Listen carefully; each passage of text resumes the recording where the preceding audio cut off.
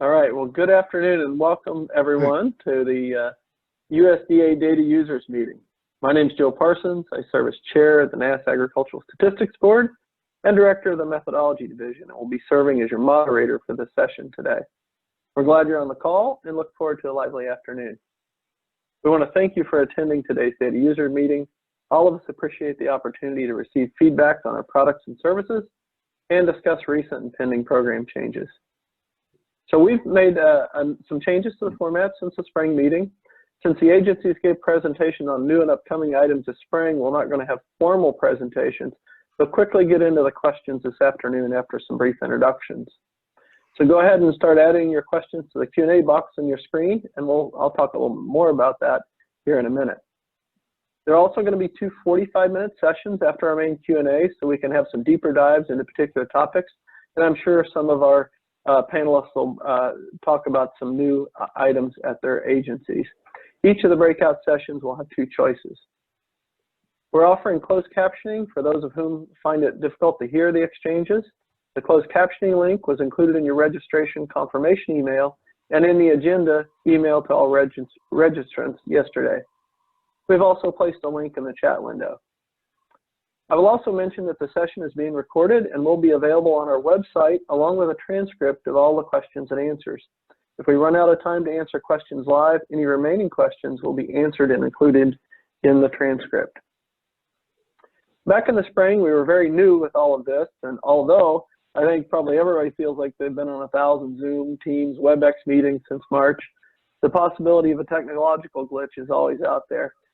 If some unforeseen event or technical problem occurs, we'll try to deal with it quickly. If we're unable to remedy the issue and need to end and restart, we'll communicate with each of you via your email from the registration, likely with a new link to resume the meeting. One silver lining of being virtual is the increased participation. We have nearly 3 times our normal participation of our in-person events today. And we'll dispense with our usual introductions today, but ask that you share your name and organization as you ask questions in the Q&A window if you would. Speaking of questions, we have multiple formats to take your questions. If you want to get in line, at the bottom of the screen on the ribbon, there's a Q&A button that you can go ahead now and ask your questions as you think of them. There's also a chat window we'll monitor for technical questions or issues. And finally, there's an option to raise your hand, and we'll unmute you so that you can ask your question. If someone's audio is causing an issue, like mine was before this meeting started, we may put you back on mute.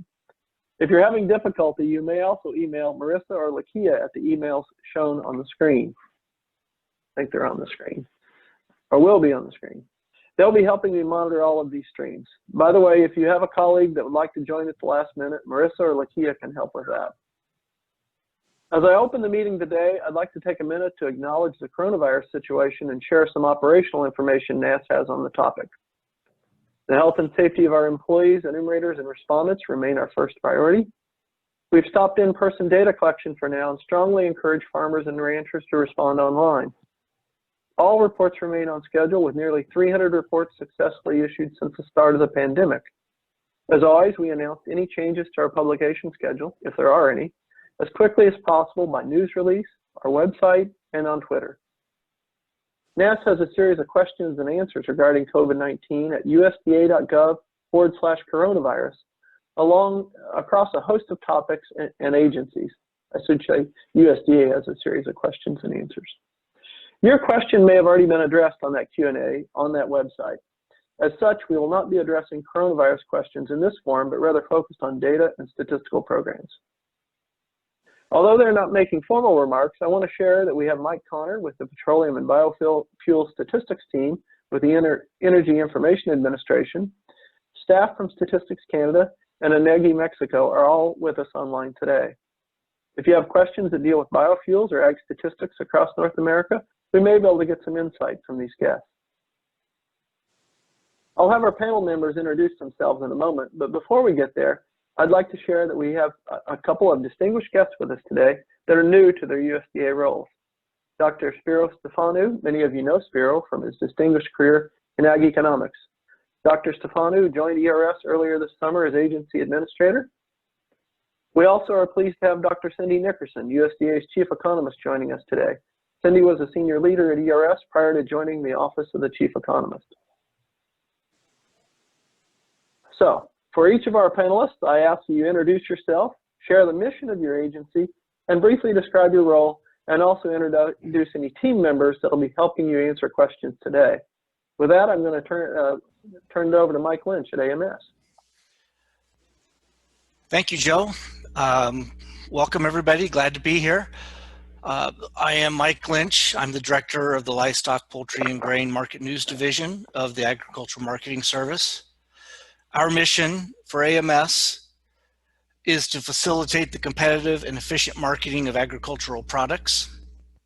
With me on this panel today, I have Jim Burnaugh, who is our Deputy Director, who is transitioning to a field chief position overseeing all of our livestock mandatory reporting work, and he'll be moving back to the Midwest to Iowa here in first of the year.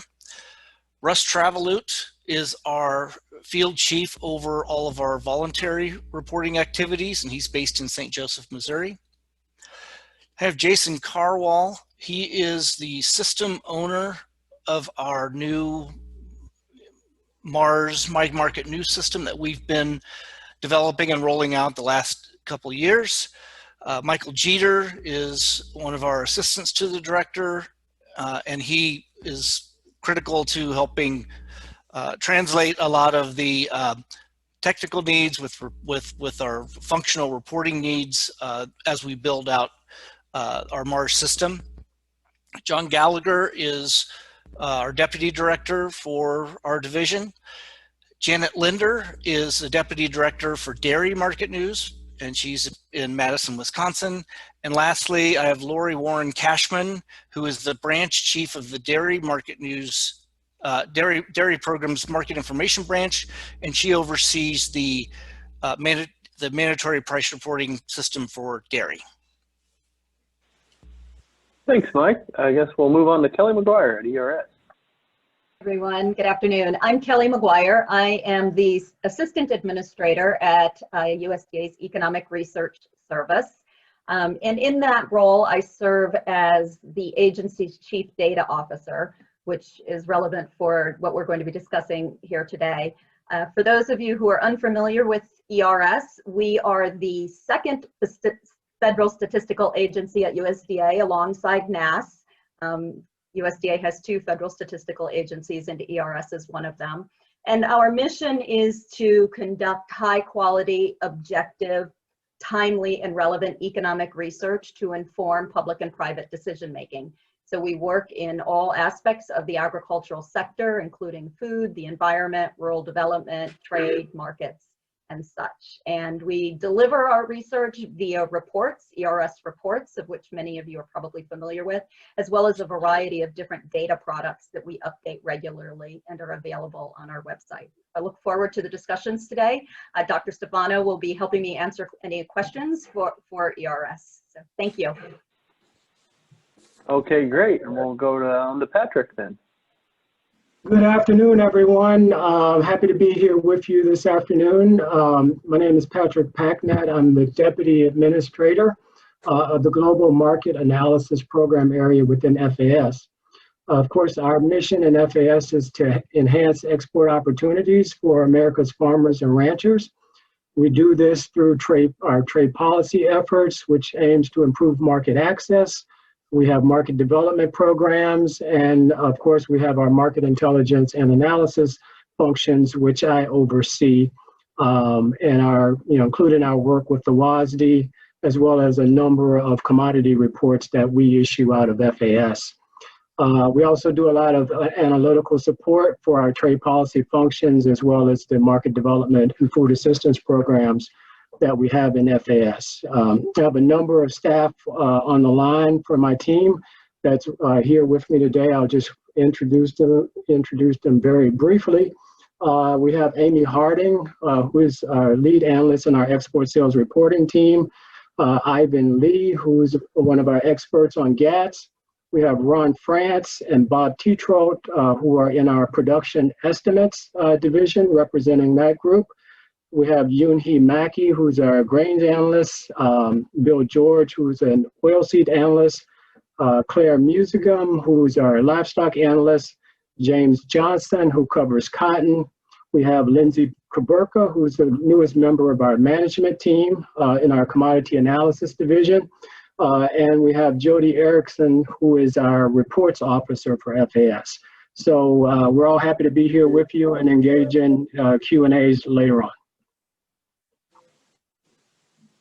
Excellent. Okay, we'll move on to Brad. Good to see you, Brad.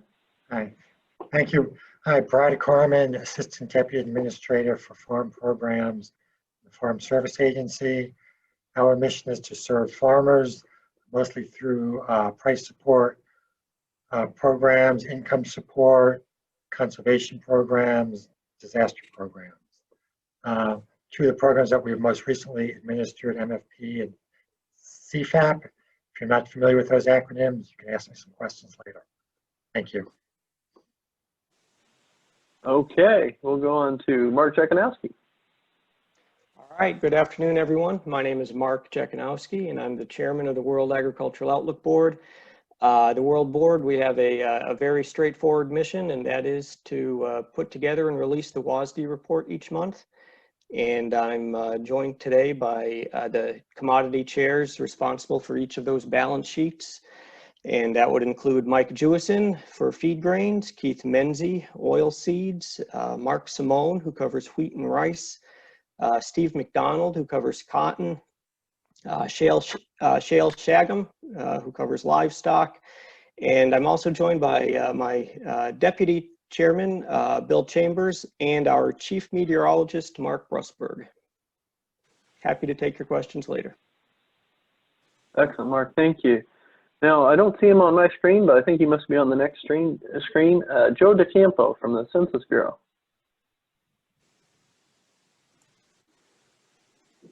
Yeah, hi. There he is. Hello, everyone. I'm Joe DeCampo from the U.S. Census Bureau, whose mission it is to be the nation's leading provider of quality data about its people and its economy.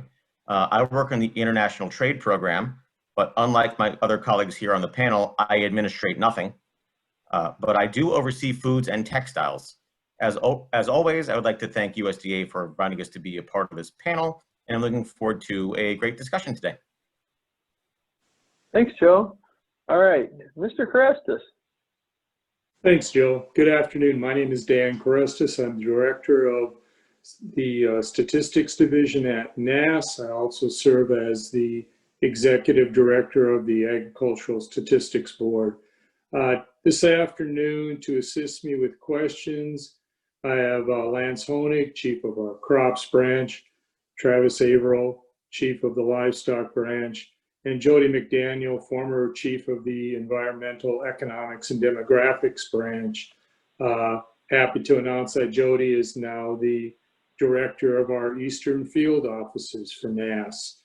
The mission of the National Agricultural Statistics Service is to provide timely, accurate, and useful statistics in the service of U.S. agriculture. Joe? Thanks, Dan. So as I shared at the top of the meeting, we've got multiple formats to take your questions. At the bottom of the screen, there's a ribbon that has a Q&A, so you can go ahead and get your questions in there. And now, since we have a number of folks that are on the call that might be audio only, I'm going to read the question and hand it off to one or more of our panelists to address. There's also going to be an option to raise your hand, and so we can unmute you if we need to. And again, like I said before, you can email Marissa or Lakia if you're having trouble, and they're going to be monitoring all of these streams as well. So with that, I think we're ready actually to go ahead and get into our questions. By the way, I know that we also have some questions that were posed before the session began. We'll work those in pretty early here in the process. So we'll have some of those, and those will also appear in the Q&A. We'll cut and paste those in. So if you send us a question before the meeting started, we have those, and you don't need to retype them or anything. With that, if I can get up to the top.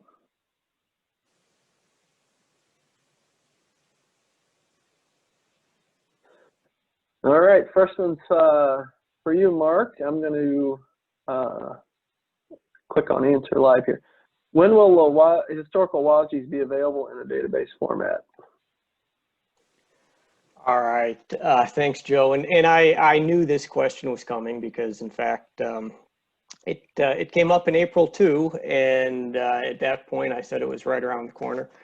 And you know, this is a project we've been working on for a long time, and we're still working toward it and getting very close. I just you know, remind everyone that this is a huge undertaking. What we're trying to do here, or what we are doing, is pulling together every piece of data from each WASD that was released starting in September of 1973, right up until current. So that's more than 600 WASDs time series there. And we've worked out most of the glitches, and I really, you know, cross my fingers. I anticipate we're going to have this available certainly by the end of the year. Keep an eye on our website at the World Board. Again, we're still working on it. It's getting close, and we're going to have it available soon. Okay. Thanks, Mark. Thanks, Raphael, for the questions. I'm going to go on for a question from Paul McCullough, rather. On October 11th, on the October 11th WASD report, the USDA forecast China corn imports of only 7 million metric tons, whereas USDA export sale commitments to China exceeded that forecast. A, why did USDA choose not to reflect the exporter contracts at the export sales department of USDA and instead use a lower forecast of corn imports by China in 2021? B, did USDA issue a written statement explaining that odd conflict of forecast China corn imports and existing US-China contractual purchases? C, has USDA ever chosen to ignore official USDA export sales data in the past for any corn importing country? Mark, I guess we'll start with you, and I don't know if we'll need to go to other panelists. Sure, as well. Yeah, I'll start it off, and then I'll probably kick it over to Mike for a little bit more detail there. But a couple points on that. A few things to keep in mind. First of all, keep in mind that export sales aren't, you know, that export sales are not an official forecast. They do get canceled over time at times, just because the sales are reported as, you know, the product is reported as being sold at a date in the future doesn't always mean that those sales are going to occur. And the other point I'd make is, you know, one of the things that we, you know, try not to do is forecast changes in policy, including changes in policy by foreign countries. And in this case, you know, China has a TRQ in place that seemed, you know, potentially to be limiting those imports. So, you know, even that, you know, that can change, those perceptions can change, the situation is fluid, but I would kind of point to those two factors as kind of explaining why we were where we were on that export forecast. And then I'll turn over. Mike, are you on? Do you want to add I am. perspective? Sure. Can you hear me? Yep. You can hear me, right? Okay. Appreciate the question, Paul. Obviously, this has come up quite a bit over the last several months. And just to touch, Mark already largely touched on, the policy in place assumption is the primary reason for the difference. As you know, with China's WTO accession, the corn import TRQ is just over 7 million tons, and our 7 million ton import forecast assumes essentially full TRQ utilization. Now, during the September WASD chat on Twitter, we also reiterated this policy in place assumption. And in addition to that, there's probably been some confusion amongst market watchers because China's National Development and Reform Commission, the government entity that has purview over the issuance of import quota, issued an announcement in mid-September that indicated unchanged import quotas for calendar year 2021, despite those large outstanding sales. And notably in that announcement, there was no indication of additional quota for calendar year 2020 or 2021. Now, all that said, as I've said many times in this meeting before, in any given month, every number is on the table. So we closely monitor all available shipment data as we would for every WASD. And absent an announcement of additional quota allocation by NDRC, if there were an indication that imports basis the shipment as opposed to the sales data were going to be above the TRQ, we would reflect that, or do our best to reflect that. And a couple other things, as you know, the US corn export number is not what export sales report. Matter of fact, if you were to look at the data of the Census Bureau relative to export sales, on average over the past several years, the export sales number in aggregate runs about 5% below what the US Census exports are in aggregate. So not saying one is better than, well, you would believe that Census is capturing things potentially that export sales is not, and I can't go into the details as to why that is. That might be a question for the export sales office at FAS. And also just to reiterate, as you know, our corn import number for China is what is in the end reported by China Customs. So obviously during the year, we look at partner country data, such as shipment data from Ukraine, shipment data from the United States, but in the end, what is in the PS&D is what China Customs reports as imports. And I think there was one other item about the phase 1 purchase agreement. We released a white paper in early February that basically said the phase 1 agreement does not play a direct role in our market analysis or forecast. So appreciate the questions. Okay, great. Thanks, Mark and Mike. Next question from Joseph Lardy. The USDA seems to have ultimate faith in their yield model and are hesitant to make changes to yields. Last year was historical and the crop wasn't there. Test weights were low and every textbook would say yields needed to fall below where the USDA said they were. Because USDA won't change yield, the public has to deal with the revisions to always mysterious feed/residual category. In a historic year, can you admit the yield was wrong and actually change it? So Dan, I think that's probably to us. Yeah, I think I don't think it's correct to say that USDA never changes its yield, but I'll let Lance go into further detail into our revisions and our forecasts during the year, and he can explain that. Sure, Dan, and I guess a couple of comments I'll make. First of all, yeah, I agree with what Dan said. We will change yields. In fact, if you talk about revisions, you can even look back just to last season. In fact, I think we've got a question coming up just a little bit later on as to why we made a revision in the following January to the previous year's acreage yield and production. So it does happen, although admittedly it doesn't happen a lot. But at the end of the day, whether it's a change, a revision, or whatever term you want to use for our yields, it's going to be data driven.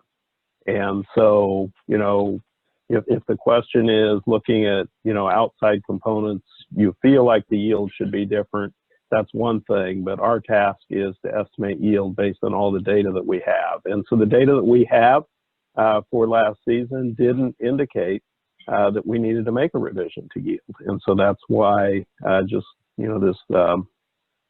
last month, I guess this is still October, so this last month, when the period was open for both corn and soybeans to make revisions to the previous year's yield, we didn't make any significant revisions there because we didn't have data that suggested that we needed to do that. And so that's what drives the process for us. But when we have information that says we need to, we will. And I used last year as an example of that. I think the next question's been addressed, but I will go ahead and see if Mark, if you have any additional comment for it. How come USDA has not revised corn exports higher, especially the Chinese numbers? USDA has Chinese imports at 7 million metric tons when there's already more sales than that on the books. Yeah, I think this is basically the same question that Mike just addressed. Not Okay. sure there's much to add there. I want to switch over. I'm not sure if this appears in the chat. I've got or in the Q&A rather. Hang on. This one is from Karen Braun. Question for NASS. Where was it posted or mentioned that NASS in January typically reviews the previous year's U.S. corn crop for the final time? And where was it mentioned that the process had been moved to September this year? I don't feel like anyone in the market was truly aware of this procedure and the change, and that led to surprises in both September and in January. Dan, I think that one's for us. Yep, and our policy hasn't changed. Lance, you want to reaffirm everything that we've been doing this past year? Yeah, really two parts to this question. I guess first, you know, asking where it was documented or where it was conveyed that in the past that the previous year's crop was open to revision in January. Obviously talking about corn again.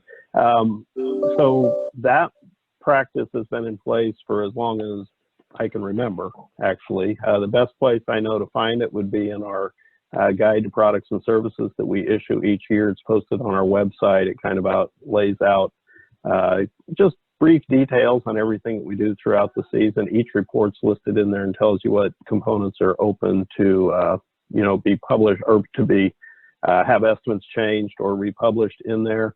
So that would probably be the documentation that would point to that. Now, as far as moving that for corn from January earlier 3 months to September, that change, of course, was made to align things not only with what we were doing with soybeans, but more importantly, it allowed us to align the potential for previous year production revisions with the ending stocks for that season's crop. And, you know, we initially started communicating this roughly a year ago. Last fall's data user meeting is when this probably was first widely discussed. At that point, we had not made the change, and there were a lot of questions about why we were not looking at production revisions at the same time we were publishing ending stocks, which is a very valid question.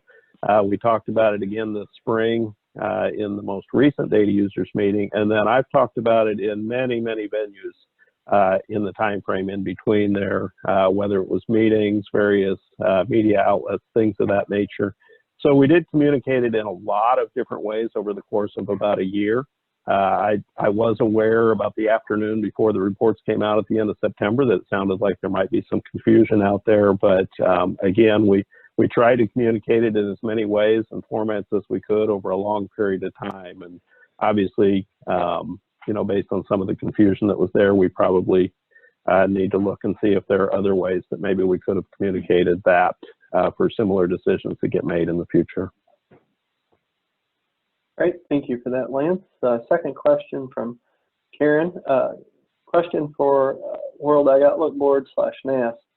Changes to previous quarter U.S. corn stocks during the final review of the previous year were always historically minor. The 2018-2019 revision found an extra 106 million bushels in the stocks, and the 2019/20 adjustment came with the removal of 205 million bushels. That is much, with emphasis, more than ever before, and it seems like something is broken somewhere. Is this only going to get worse next time? Is production being missed? Is feed residual being abused? Thank you, Karen. Dan, comments? I'll just let that go to Mr. Honig. All right, Lance, and then I'll let Mark if you have anything you want to add as well. Thanks, Dan. I appreciate that. I have heard this question before once or twice, so that's okay. So as far as the revisions to the previous quarter stocks, I mean, let's just talk about the June stocks revision that was made at the end of September. I think that's what's started a lot of this conversation.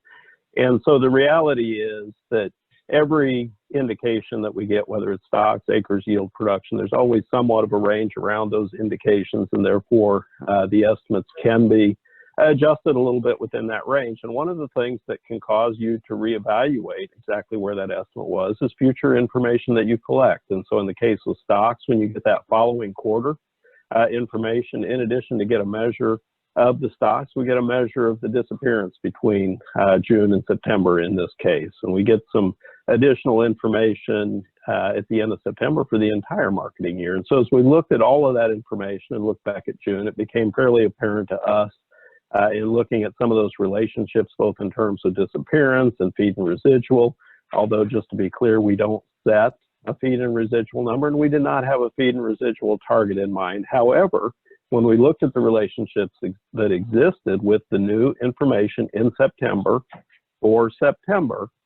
it became fairly apparent to us that we needed to make some adjustments to June to make those relationships more in line with what we've seen historically, more in line with what appeared to be more appropriate for the situation that we were in. And so therefore we made that revision to the previous quarter. It was larger than what we've seen historically, but some of the differences that we were seeing in those relationships were larger than we had seen historically. And so what does that mean moving forward? Well, we don't know. Just as we always do, we base all of these decisions on the data that we have at the time that we make the estimates. And so if we would be faced with a similar situation in the future, then it would be very likely that you would see revisions again, but we don't know that we're going to see that in the future. So I can't tell you that this means anything in particular about the future other than we're going to continue to let the data drive the decisions that we make for all of the estimates that we publish. All right, thank you for that. I'm going to go in the chat window. I've got a couple of questions I want to pick up. The first one is from Stephen Piers, Sustainability Manager at Cotton Incorporated. What is the chance that cotton data collection surveys return to a yearly cycle? The data is very useful and we are grateful to utilize it each year. I'm not exactly sure of that question. I would guess that is ours. Dan, are you?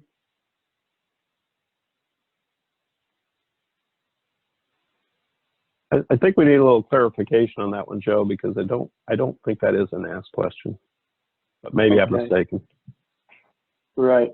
Stephen, if you, I'll kind of keep an eye on the chat window and we'll come back if you want to clarify that just a little bit.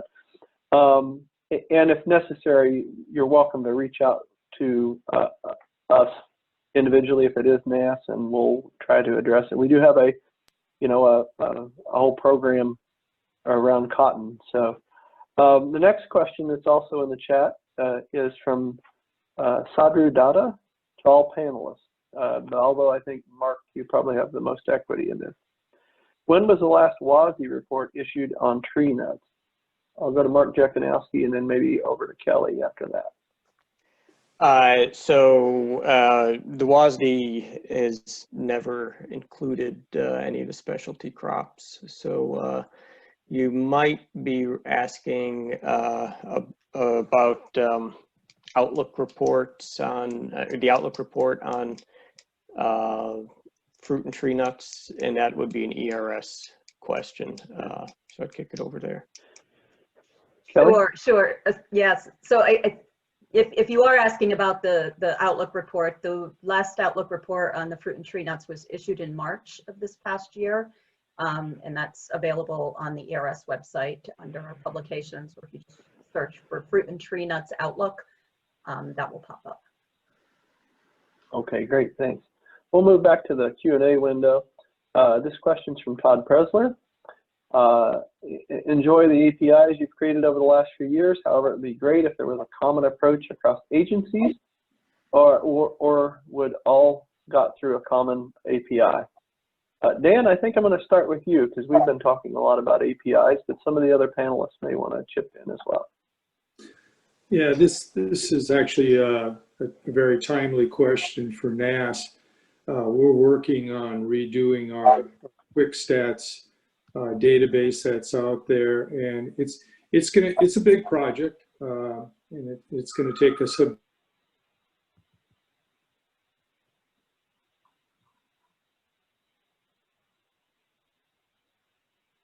Dan, are you coming back? All right, well, I'll fill in until Dan comes back. Like Dan was saying, we are working on our quick stats database and really reimagining our dissemination engine, or that part of it. And a lot of that's going to be built around an API. Oh, you're back. I was answering your question. I'm back.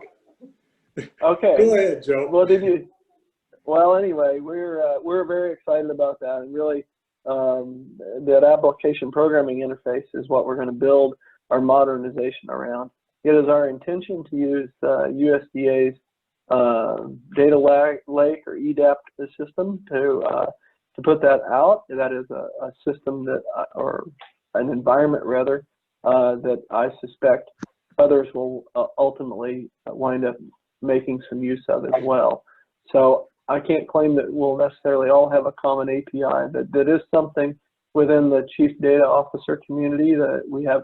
USDA has a chief data officer, and part of that is to make data across USDA a more strategic asset. So I think, at least in spirit, Todd, we are hearing of your question. So I don't know if any of the other panelists want to offer some comments about your APIs or your path forward, Mike or Kelly or Joe. Well, I'm going to pass it off pretty quickly here. We've developed a couple apps, a couple APIs as we developed our new Mars system, and then we also created one with for our livestock mandatory reporting data. But I'm going to ask Jason Carwall to chime in. He deals with the contractors directly, and he may have more input. Sure. It's a good question. As Joe said, there's a higher initiative at the secretary level to bring together what they're referring to as a data lake and make that data as integrated as possible. But just within our part of our agency, getting those APIs lined up is difficult. So I'm sure as we move ahead and more and more of us are using these, we'll start to try to make those work together as easily as possible, but it would be a large project that I'm sure would take quite a while. But we're always available for anyone who wants to reach out who's trying to bring some of that together, and we could, work with NASS or any other groups to try to get it to work the best way possible. Hey, Joe. Yeah. Oh, I was just going to. I was going to comment. FAS is a relatively, new entrant into this arena with APIs. We've had one for our PS&D system for a couple of years now, and we just recently released APIs for our export sales reporting, as well as our GATS database. And those are all up on our API homepage that we've released.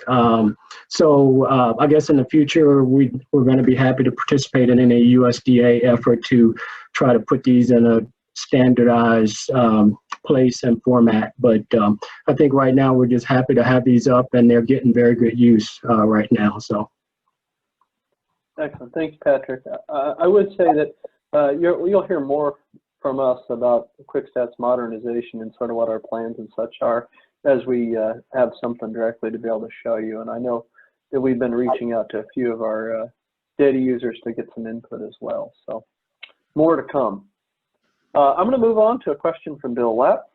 And Bill asked, this is for Mike at AMS. The food box program has been very well run from what I can tell. However, it has had a dramatic impact on the availability of some commodities, such as cheese, egg products. In the last 6 months, cheese prices have moved from $1 to $3 to $1.60 to $2.70. Question, can we get some data on the volumes of the key products being distributed in the 100 million food boxes? Thank you, Joe. Bill, that's a good question. I've been looking at the AMS website in the commodity procurement area. They have a whole page dedicated to the food box program. But like you ask, I can't find any data there that they've posted publicly that shows the volume of commodities. I don't know that it's not available. I just need to follow up with our commodity procurement staff and find out where that data is, and then I can respond back through this hopefully tomorrow. Joe, our follow-on questions going to be provided back to participants after the meeting? Yes. Yeah, okay. we will post the entire transcript and all the Q&A. In fact, even the Q&A we don't get to, we'll get answers in the next day or so, and it'll all get posted. Yes, I'll provide an answer there if I can find that. So Thank you for the question. Okay. We're going to move on to a question from Scott Sheely. Scott says, I work in the area of agricultural workforce and find that I need to go to various departments for information. The agricultural census gives us farmers, the Department of Labor gives us paid workers in the ag and food industry, and DHS and DOL gives us farm workers and people in programs for foreign-born workers. Is there some way to get all information that can be brought together with credit given to everyone who contributes? Not sure exactly where to put this, but I think I'm going to throw this to Kelly McGuire and see if you have a comment, and then I'll check in with the rest of the panel. Yeah, that's an excellent question. And one of the roles for ERS is to try to compile data from different sources and make them available on our website. I am not entirely sure. I'll have to look and see what we do have in terms of the specific area of labor force data and what might be available in that regard. I will say at this point, we don't have any active work to try to say centralize that kind of activity beyond the data products that we currently offer, but certainly something that we could take into consideration. Okay. Dan, do you have anything you'd like to offer, you or Jody? No, I don't, Joe. I think okay. If Kelly's group is willing to take that on, we'd be happy to cooperate with them. All right, great. All right, well, we'll move on. Next question from Peter Meyer. When was the error in the June stocks corn number identified, and why was that not communicated to the market sooner than 90 days after the fact? Dan, I think that's probably for you and Lance. Lance, I think you know the answer to that already. Yeah. So first of all, I guess before I directly answer the question, I just want to clarify that, there wasn't an error in the June stocks when new information became available in September, and that new information being information about September, it caused us to relook at some of those relationships. So at NASS, an error would represent something, either misreported data or something that went wrong in our process. And when that occurs, which is very, very rare, we would literally go back and reissue that report, something we would call an errata, to clarify that as soon as we became aware of it. But in this particular case, it was new information that became available in September as part of the normal process of collecting September stocks, causing us to go back and look at those relationships. And as part of our process, the previous quarter stocks being open and published in the September stocks report, as is normally the case.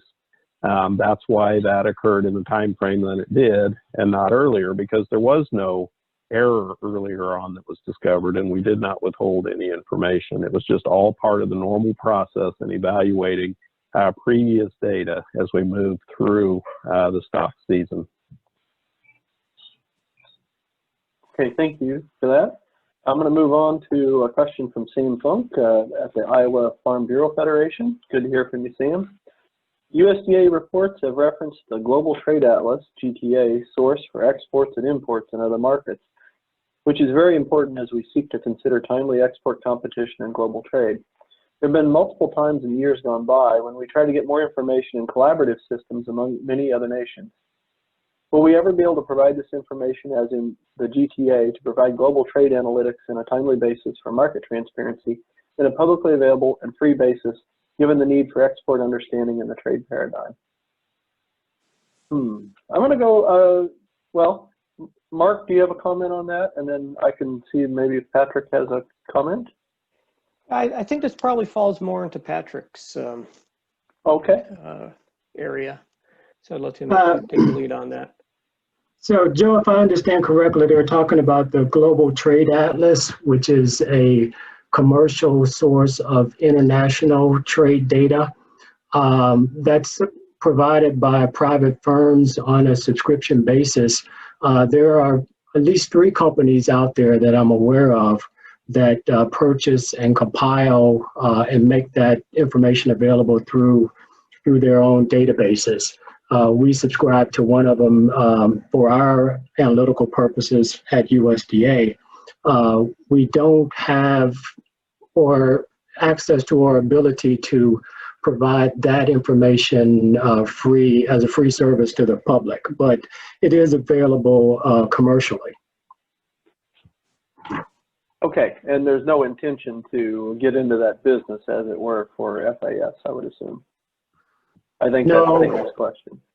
No, that's really a private sector service, and the companies that are involved in doing it for profit, and we're not really planning to enter that arena at all.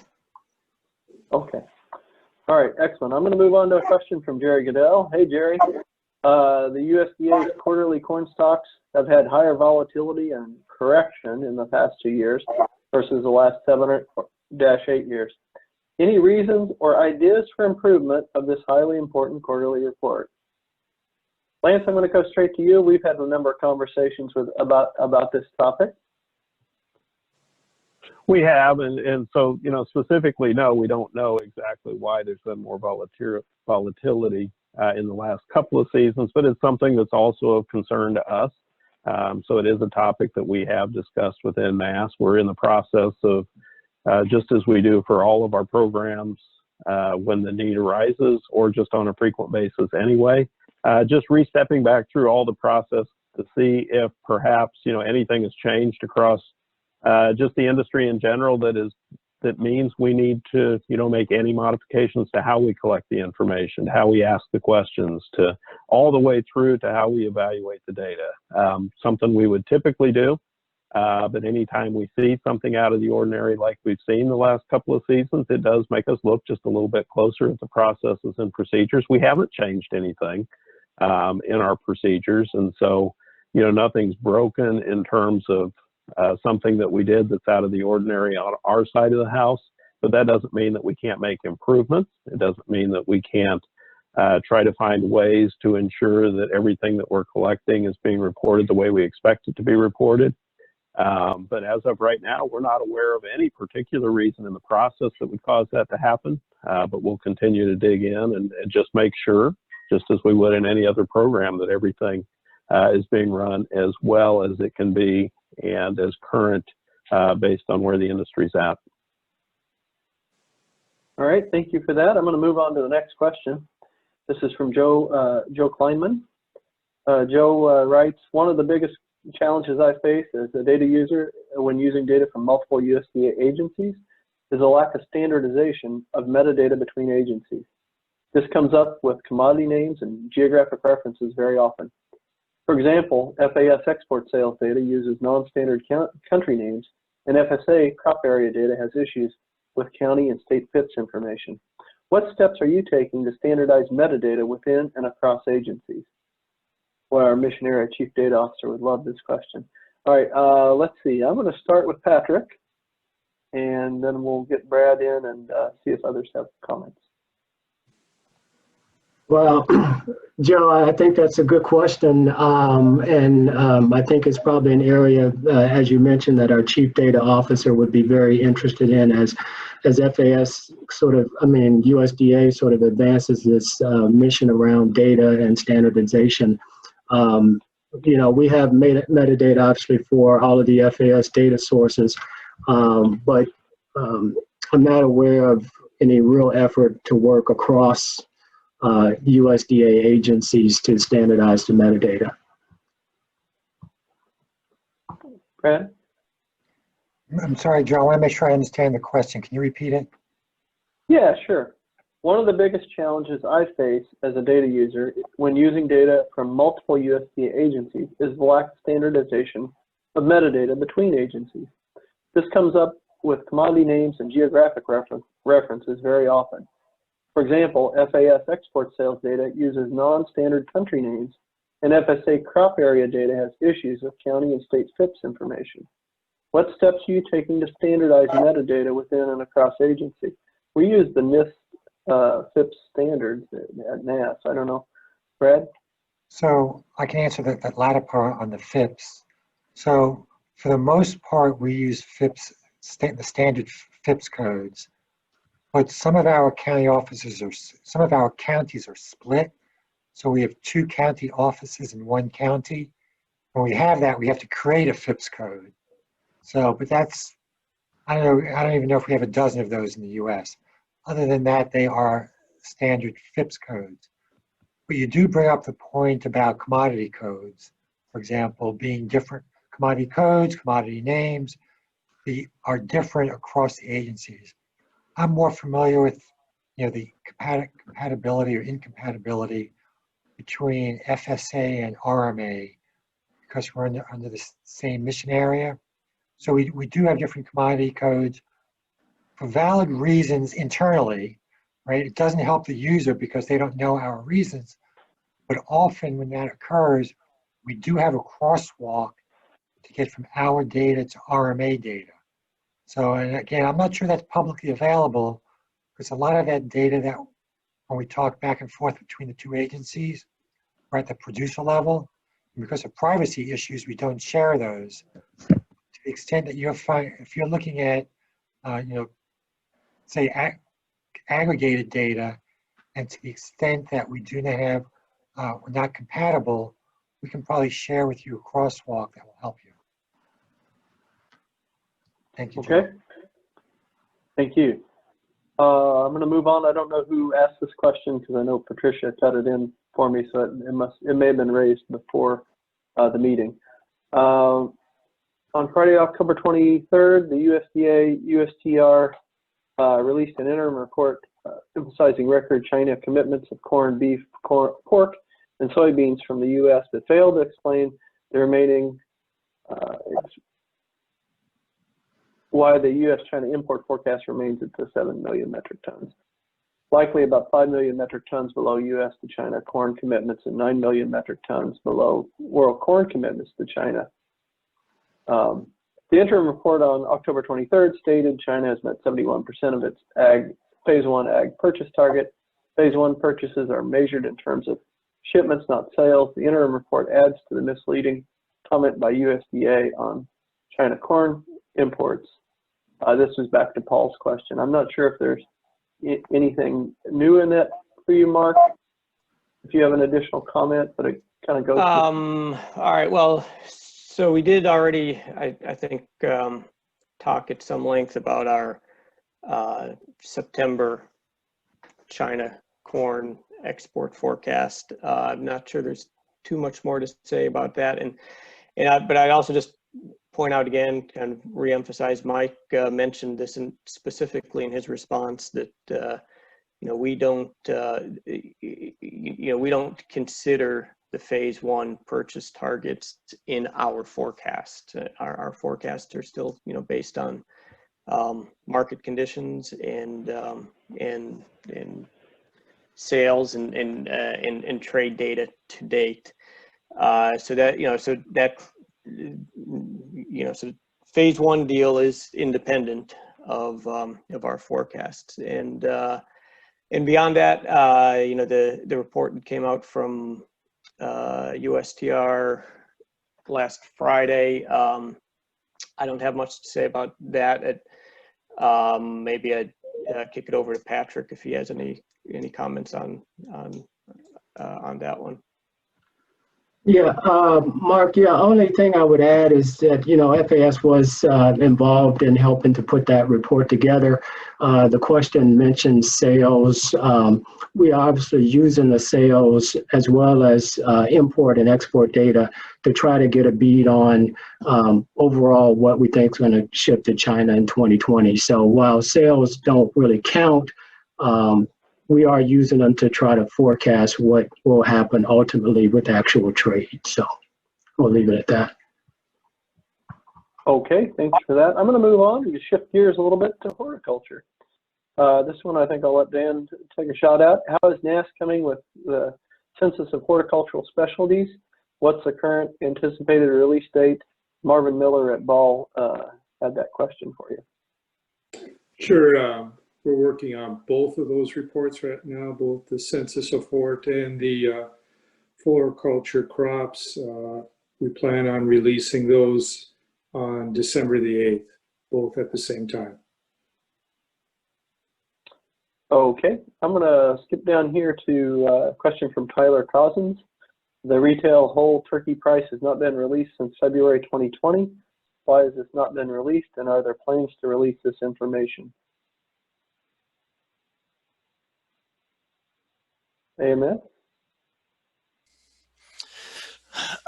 Yes, I think that we have been on we have a weekly retail feature report that we've been reporting those prices for whole birds and turkey parts.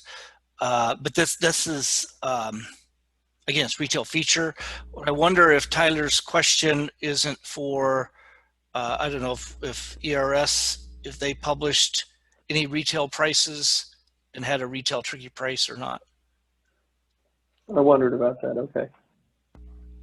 I do not know the answer to that. I will have to look into that to see if we have that data. All right, so look forward to the transcript, Tyler. We'll give you an answer there, okay? So I'll leave that one open. I'm gonna go to a question from Jenny Campbell. There is a significant amount of renewable diesel capacity added in the U.S., and that is expected to be very important for the U.S. soy oil market. Can you confirm if U.S. soy oil used in renewable diesel is included in the biodiesel category of WASDE, or if it falls under food, feed, and other? If it's not included in the biodiesel category, do you have plans to make a separate category to break out the renewable diesel? So I think Mark and probably Keith, all right? Yep, this is a good deep in the weeds question that I'm going to kick over to our oilseeds chair, Keith Menzie. The first part of the question, yeah, currently renewable diesel or any soybean oil used for renewable diesel is included in the residual category, food, feed, and other industrial. As far as how we'll handle that in the future, that's going to be a function of how EIA eventually reports the data, and we're not completely clear on that yet, whether they are in a position to report soybean oil used for all renewables or whether they're going to break it out by category. That remains to be seen. Okay, Mr. Connor, you're out there from EIA. I don't know if you want to chip in here, if you can bring yourself off mute. Sure. Yeah. So as many of you know, we have a new survey of biofuels. Historically, we've done ethanol and biodiesel, and we've tracked the biodiesel feedstocks, among other things. Our new survey is in the process of being rolled out. Our first month of data collection is going to be the month of October. We're going to take a couple of months and look at the data and then figure out, our goal at this point is to begin publishing the new data from the survey starting with the full calendar year of 2021. So the first data to come out will be January of 2021, with data to be released at the end of March of 2021. So currently our plan is actually to just report total feedstocks across all biofuels rather than trying to split it out between biodiesel, renewable diesel, and other things. So yeah, that's our plan right now. We can certainly discuss that going forward, though. Okay. As we start to roll the data out. Appreciate that answer. We've got a few minutes left in this session. We will have, again, 2 more breakouts afterwards. So I think some of these questions will be appropriate there, and we'll have some time for some Q&A there.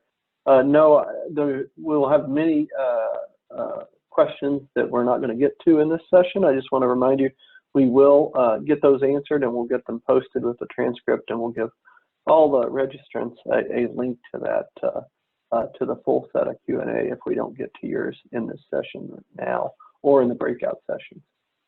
I want to move on to a question from Joseph Lardy. Will USDA ever consider splitting apart the feed and residual component on the corn balance sheet? I'm going to go to Mark for that. All right. The answer is no, I don't think so, because we don't don't actually have good data specifically on feed use. But let me see if Mike wants to add anything on that. Sure, Mark, thank you. I would just add, if obviously going back, and I think this has come up for several years, understanding what exactly the feed and residual category is, right?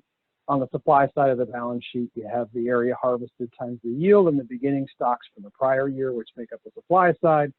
And then on the demand side, corn used for ethanol, exports, other FSI categories. And the feed and residual is literally the feeding, whatever that aggregate level is, plus the residual error of all those categories I just mentioned on the supply and demand side of the balance sheet. Now, I've heard people say before in the past, suggesting, for example, a feed survey. I'm not sure that would be the most prudent approach to try to split that out. Matter of fact, I think more effort, if anything, and NASS can probably speak to this better than I can, but more effort, if anything, should be producer response rates and/or any help that NASS needs in terms of just better collecting their survey data. So I don't think it's something in the short run that will be possible. All right, thank you for that. I'm going to jump down here and pick up a question from Patrick Alford. Why does USDA still allow buyers to designate unknown destination on sales of over 100,000 tons reported through the daily system? Seems like USDA is doing itself and the trade a disservice by still allowing this. Thank you. Patrick, I think I'm going to come to you. Okay, thanks, Joe. This one, I'm going to ask for some assistance from Amy Harden, and hopefully she's on the line, who the lead analyst in our export sales reporting office. Amy, are you there?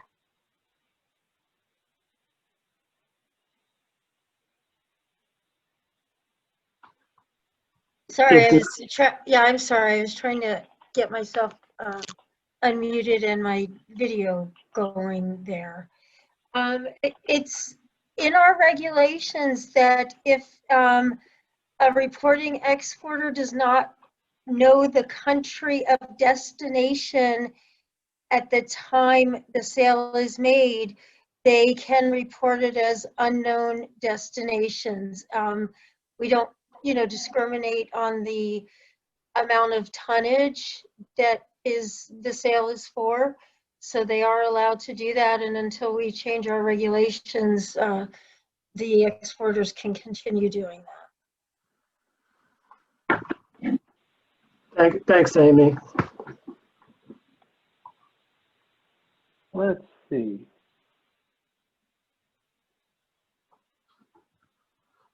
I'm gonna find one here. It's I'm at 1:37. Actually, you know what? I better close out so we can be ready for our breakout session. So I've got a couple comments I want to offer before we leave here. All right. So we're going to get started with the breakouts in just a bit, and so there'll be more opportunity for questions. But again, the questions that are in the Q&A, we'll go through and address those, and you'll see answers to those. And again, you might even have a shot to get some of them answered in a breakout. So before we conclude today, I have some thanks I want to offer. First, I want to thank all of our panelists and staff for addressing questions today. Thank you very much.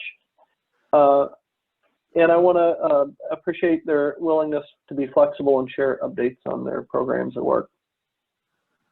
I want to thank all of our attendees. You're important to us. We value your input, and thank you for taking time from your busy schedules to be part of this exchange. Folks across the U.S. and worldwide have a great interest in the food supply and the supply chain to get it in the hands of consumers. Many of you are key to producing, transporting, and manufacturing the food that sustains the world. Now more than ever, information about our food systems are key. I want to thank our organizers and planners. Thank you to Marissa, Lakia, and Patricia. And I want to make a point. Getting farmers and ranchers to report to NASS is very important. We need to make our case every day for their time and attention. We want producers to respond online. We're making a big push for online response. It's convenient for respondents, and it's cost efficient, and it leads to good data. We need your help. Please let data providers know how you use NASS data. Ask them to respond and respond online if possible. Again, thanks for the excellent turnout. All the agencies are going to pay attention to your input and review what can be done to improve products and services. You're going to be emailed an evaluation form link from Zoom tomorrow. Please give us feedback. We welcome your comments and suggestions for improvement. My final point, we're going to have a 10-minute break, and then the breakout sessions are going to begin. There's some really good sessions, 2 from NASS, 1 from AMS, 1 from World Board and FAS. And the breakout session links can be found at the bottom of your registration confirmation email or the agenda email to all registrants yesterday. The first 2 session links are also been added to the chat window, so if you want to go over there and pick them up, you sure can. So with that, I think it is now 1:40. I'm going to put us on, we're going to close this out, and then we're going to open up the breakout sessions in 10 minutes. So we'll see you there. Thanks, everybody.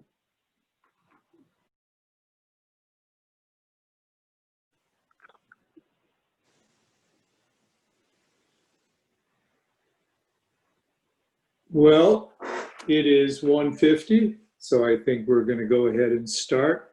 Good afternoon. My name is Dan Korestis. I'm Director of Statistics Division at NASS. We've had a busy year here at NASS, working through all our releases, keeping up with the pandemic and everything else. Today we have Lance Honig, Chief of our Crops Branch, Travis Averill, Chief of our Livestock Branch, and Jody McDonald, former Chief of our Environmental Economics and Demographics Branch, to answer any questions you might have. What we're going to do first of all is we're going to start off with a presentation from Lance on various things: district estimates, county estimates, publication standards, and a few other things. After Lance's presentation, we're going to open up with some questions via the chat, similar to what we did in the main room. We'll have each of the individuals read the question that pertains to them and answer it. So Lance, let's start off with your presentation.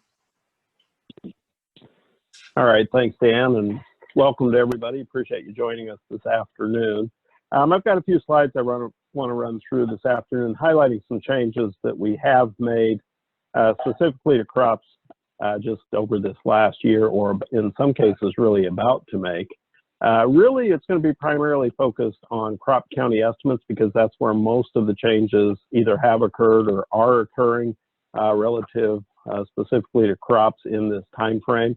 And then just a couple of items I'll throw in as well. But on the crop county estimates, as Dan kind of alluded to, there's really 4 main topic areas that I'm going to focus on. The first is the elimination of our agricultural statistics district estimates. We did also reduce the number of crops that we publish at the county level, as well as some of the cropping practices here recently. And we're about to embark on something new, and that is the implementation of model-based estimates for our county level crop estimates. And then last but not least, on the county side, I'll give you some updates we're making to our publication standards for that program as well.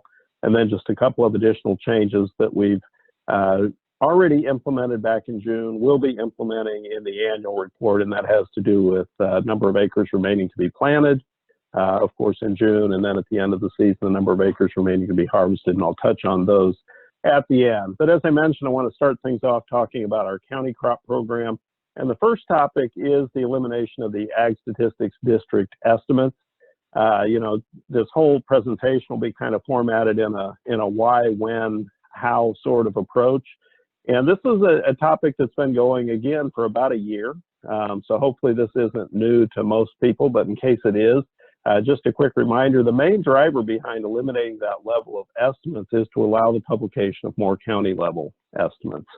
It does have some other advantages as well. First of all, it does align the crop county program with what we do with livestock county estimates, as well as our Census of Agriculture, where we also do not publish district level estimates.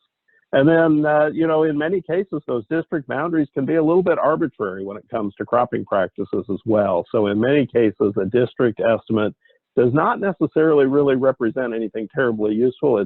It's really just almost a random, it is geographic, but in many cases from a cropping standpoint can be almost a random collection of counties. And so we feel that it's more important that we publish more county level estimates. And I'll show you exactly what we're talking about there in just a moment.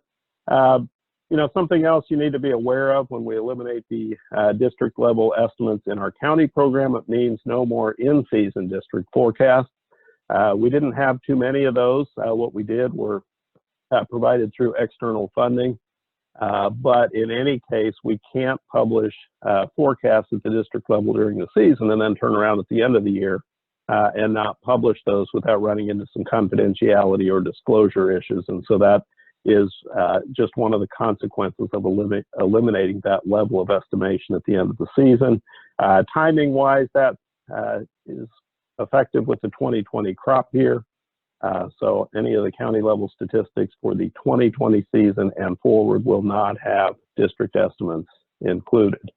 As promised, here's some information to give you some idea about what we're talking about when we say the ability to publish more counties. And these are approximate counts using the 2019 estimates for the various crops you see listed across the screen here. And what you can see is the dark blue portion of each bar represents the number of counties that we published for these crops for the 2019 crop. And then at the top of those bars, you'll see the lighter shade of blue.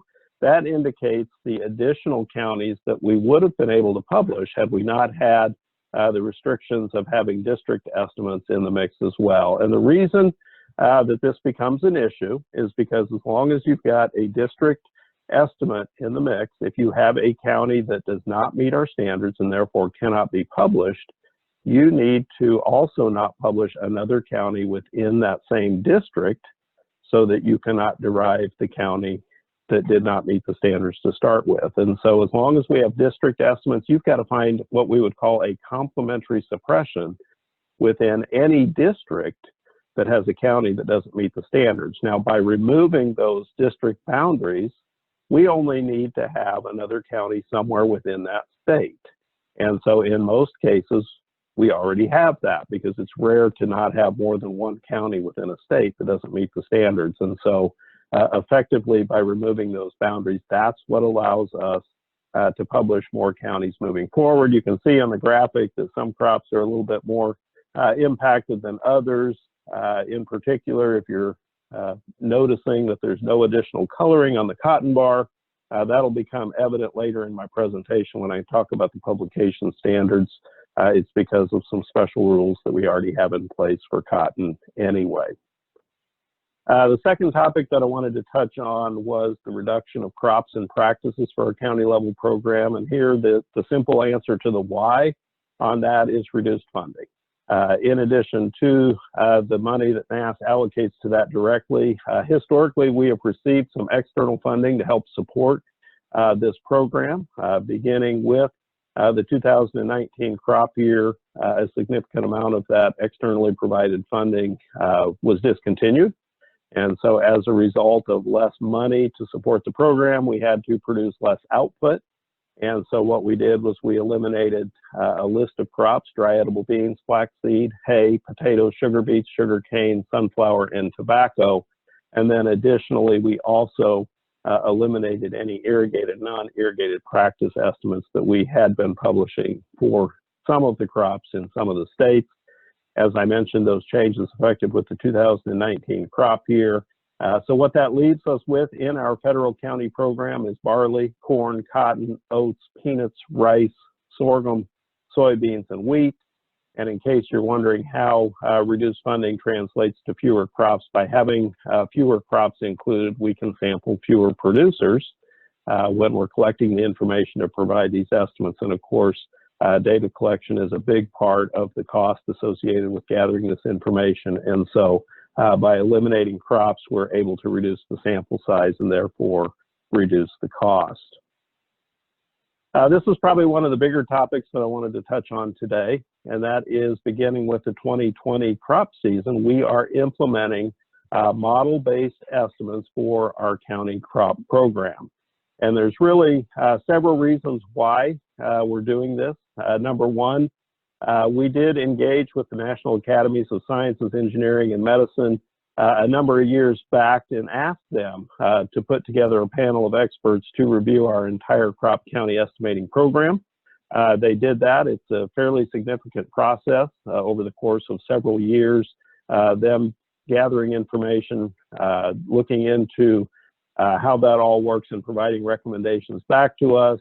One of the big recommendations that they made to us was that they said we should consider utilizing model-based estimating for these county-level statistics. And one of the big reasons for that is to allow more transparency and, in particular, more what we would call reproducibility. In other words, if you ran the same process multiple times, you would get the same result. And so that's exactly what we've been working on, and we're at the point now where we're implementing it beginning in 2020. One of the additional benefits of going through a process like this is that it will allow us to also publish estimates of precision, or CVs, that go along with the estimates that we publish. And so beginning in 2020, all of the crops that I mentioned on the previous slide that are still in our county level crop program will be utilizing this model-based approach to publish not only the estimates similar to what we've published in the past, but also these estimates of precision as well. And so some key points as we transition to this model-based process is the survey data remains a critical component in this process. And so it's not that we're completely changing where the information comes from, but rather we're changing the procedures that we use to translate that information into the published estimates. As I mentioned previously, it allows increased transparency because ultimately we will be able to provide more information relative to the procedures that we use, something you may refer to as a recipe. And so in addition to some basic guidelines, we'll be able to publish more specific information about exactly how that model works. Another advantage of using this model-based approach is that the way the model is designed, we're able to actually improve the estimates in cases where we have fairly limited data because the model is able to draw strength from some of this auxiliary data that we use as inputs into the process as well. And in case you're interested in the technical side of things, it does utilize Bayesian modeling techniques. And as I mentioned, there will be various papers and documents available in the upcoming days and months that will allow you to learn even more about exactly how we're implementing some of these procedures. But just to give you an idea of what's feeding into the model so that you understand a little bit more about how we arrive at these county level estimates from a planted area standpoint. As I mentioned, the survey data is still key to the process, so that is an input, the survey planted area expansion that we have, as well as the standard error associated with that. And of course, anytime you talk about planted crop acres, the FSA certified acres are a key component, and certainly that's an input that will continue to be used in this process, as well the RMA insured acres, because again, these are both very strong administrative sources of data that help us to understand exactly how many acres are planted on a county level basis. And then of course, the state planted estimate is an input into the process as well, because just as has always been the case, obviously the county level estimates have to add up to the state total. And so therefore the benchmarking process obviously requires that state planted estimate to be a component going into the process. On the harvested area side of things, again, the survey information here, even more critical. That survey harvested to planted ratio and standard error is really a huge driver in determining harvested area estimates, as it has always been. And maybe this is a good time to mention that the model really acts in a way very much like we have in the past, but again, it becomes much more systematic, it's much more automated, it's repeatable. We can be a little bit more transparent about the process, but at the end of the day, the inputs are very similar to what we've used historically. The resulting estimates are going to be very similar to what we published in the past, and so you should not expect any breaks in the data series or anything of that nature. It's just an improvement in the process that will give more transparency to you as a data user, and for us internally, will make the process much smoother and much better for us as well. So in addition to that survey harvested to planted ratio, we do also utilize in the process failed acre totals from both FSA and RMA. In fact, those effectively become minimum levels of coverage. In other words, if we know based on information reported to both FSA and RMA that a certain number of acres were not harvested, then certainly we will ensure that our harvested acreage estimate leaves enough abandonment between that and the planted estimate to cover those levels. And of course, the rounded planted estimate has to be a component in the process as well, because we are relying largely on a harvested to planted ratio input from the survey.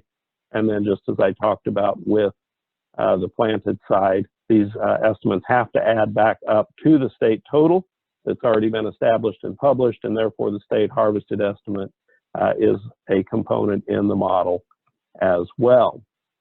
From a yield perspective, again, the survey front and center on this. In fact, by far the driving force behind the yields that are published. Not as much administrative data available for yields as there is for acreage. And in fact, on this screen, you'll see no reference to FSA or RMA because currently we don't have information available from those sources on yield. So we're using the survey yield indication and standard error for yield. We do also are able to utilize the National Commodity Crop Productivity Index, or NCCPI. The model is able to draw on the strength of that information as well to help augment the survey data that we have. And as I mentioned earlier on, draw on that for strength in areas where maybe the survey data at a county level wasn't as strong as we would like to see it. And of course, we benchmark to the state yield estimate for that given state.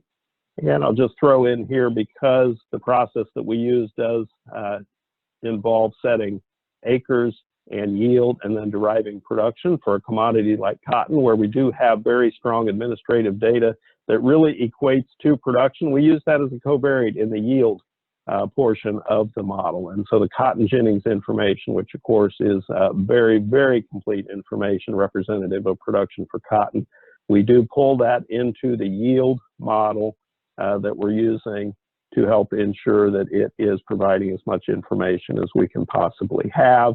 And as I just mentioned, from a production standpoint, we don't actually model production because we're modeling the harvested acres and the yield, and then simply multiplying those estimates together to get a production estimate. Of course, it is subject to the rounding rules that we have.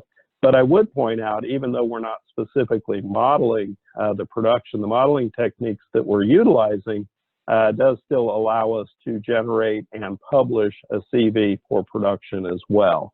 And so again, moving forward, because of this implementation of the model-based estimates, you're not only going to see the estimates at the county level that you have seen in the past, acres, yield, production, but you're also going to be able to see CVs for each of those estimates as well. And then the last topic relative to the county crop program that I wanted to touch on are our publication standards. We've made some updates to that part of the process as well. And so the first question I want to answer is, why do we even have publication standards? There's really a couple of main uses for that. Number one, we want to, we always want to make sure that individual operation data remains confidential. And so technically, internally at NASS, we think of confidentiality and publication standard as two separate processes, but in reality, they kind of overlap. And so from a public standpoint, I think it's important when we talk about publication standards to remind everyone of the importance that we place on confidentiality of all the information that's reported. So that's a key factor in this process, but also we need to ensure that all of the estimates that we publish are fit for use. In other words, we need to make sure that they're up to the quality standards that, number one, that we think are important, but more important than that even, are up to the standards for the uses that they may have. And so if anyone's going to utilize these data for whatever purpose it is, whether it's payment information or determining where to locate facilities or rail cars or any type of information, we don't want to put an estimate out there that we don't feel comfortable is accurate and reliable. And so that's why we have publication standards in place to ensure that any number that is published at the county level is fit for use. Now, why would we actually be making any updates to the publication standards that we've had for a number of years in place? Well, one of the driving forces is kind of the same rationale that we used for eliminating the district estimates, is we always want to make sure that we're maximizing the number of counties that we publish. And so we wanted to go back and review all the information that we had and see if there was any adjustments we could make that would ensure that the data are still fit for use, but allow more counties to be published. And so that was a driving factor. In addition to that, this was actually one of the recommendations that also came out of the panel review that I mentioned earlier on in the presentation that led to us implementing the model-based estimation. They also suggested that we do a thorough review on our publication standards and determine if any adjustments could be made there. And so we did that. In addition to just reviewing everything again, we did actually have some additional information available to us that we hadn't had in the past. And that is primarily as a result of the market facilitation program. Back in the 2018 crop, that first pass through that program required that producers report production values to the Farm Service Agency as part of that process of collecting their MFP payments. That production data gave us, in addition to the acreage information that FSA already has, it gave us the ability to have a bit of an independent look at yield information. And so as a result of that, in addition to utilizing our own data, we were able to pull in significant amounts of information on yields that was provided independently to FSA from what NASS typically collects.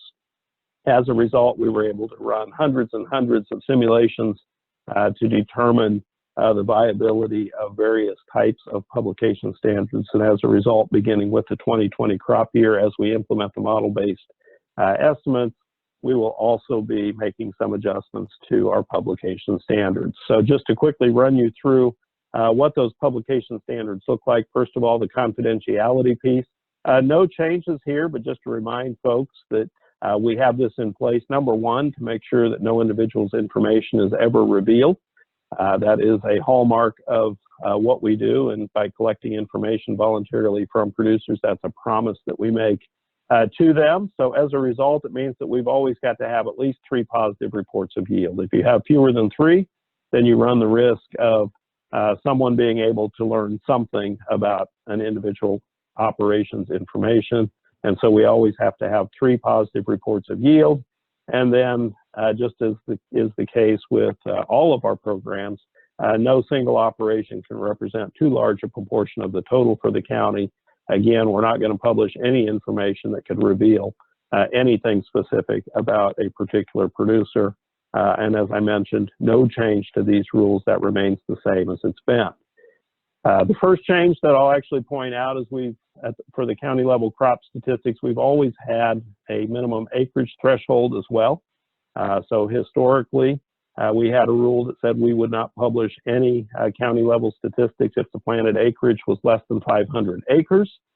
After carefully reviewing the data that we have, we determined that maybe a little better rule would be that we won't publish any estimates if harvested acreage is less than 100 acres. So there's no planted acres threshold any longer, but now we have a minimum threshold of 100 acres on the harvested side.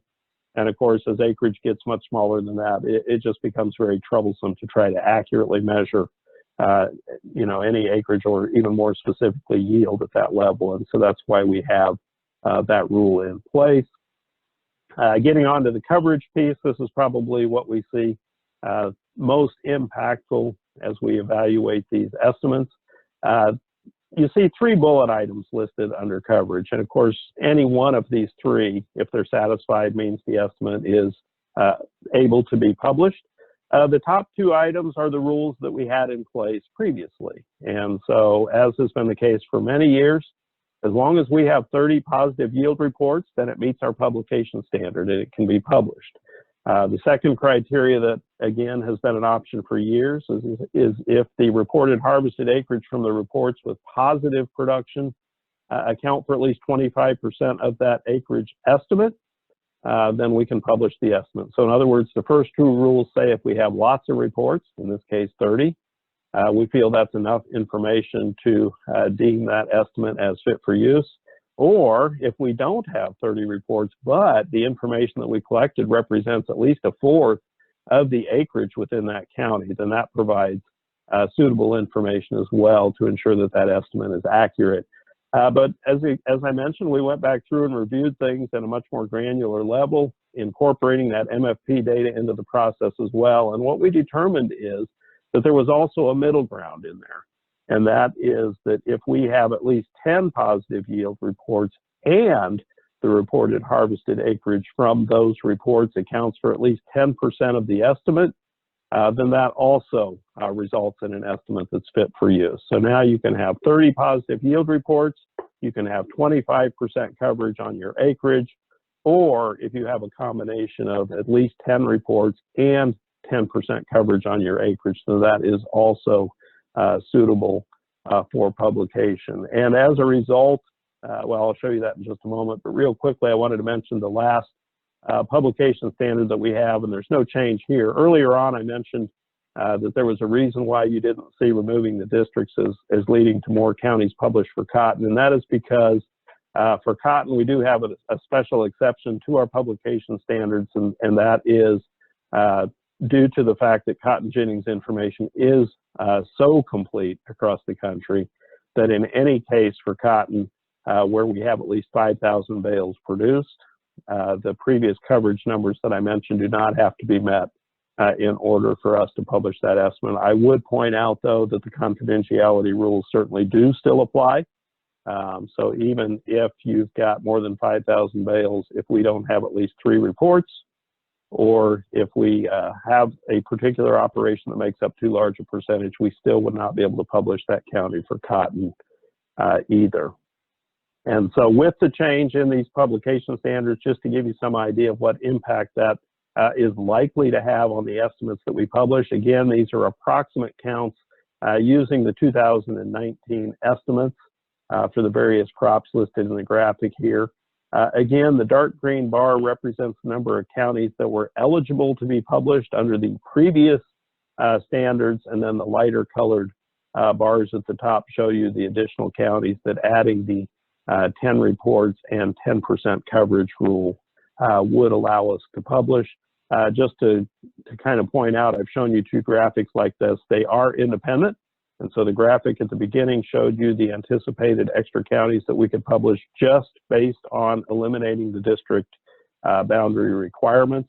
This graphic focused strictly on publication eligibility based on a change from the old publication standards to the new. So they are not necessarily additive between what happened at the beginning and here. By removing the district boundaries and applying a new publication standard, there's likely to be some overlap in counties that became eligible between the two. That's the last of the changes that we have to the county crop program side of things. I did have 2 other items that I just wanted to point out very briefly relative to program changes that have occurred on the crop side over the last year. The first you've already seen back in the June acreage report. Some new information that we published right on the cover of the report was for corn and soybeans. You saw we published an estimate of the number of acres that were still remaining to be planted when we had collected the information for that survey. That was largely in response to a number of requests we received last year. Of course, last year it was a much bigger factor with the late plantings that occurred. There were a lot of questions surrounding exactly how many of those acres were still left to be planted when we conducted our survey work in June. And so we made the determination that we would go ahead and publish that as part of the process in June. Obviously, it wasn't a huge factor this year, but nonetheless, that's a new data series that exists. And so you can look forward to see that in years to come as well. And then similarly, at the end of the season, beginning with the upcoming annual crop production report, you're going to see for corn and soybeans, again at the U.S. level, an estimate of the number of acres that were still remaining to be harvested in early December when we conduct that survey work for the end of the season estimates that we publish.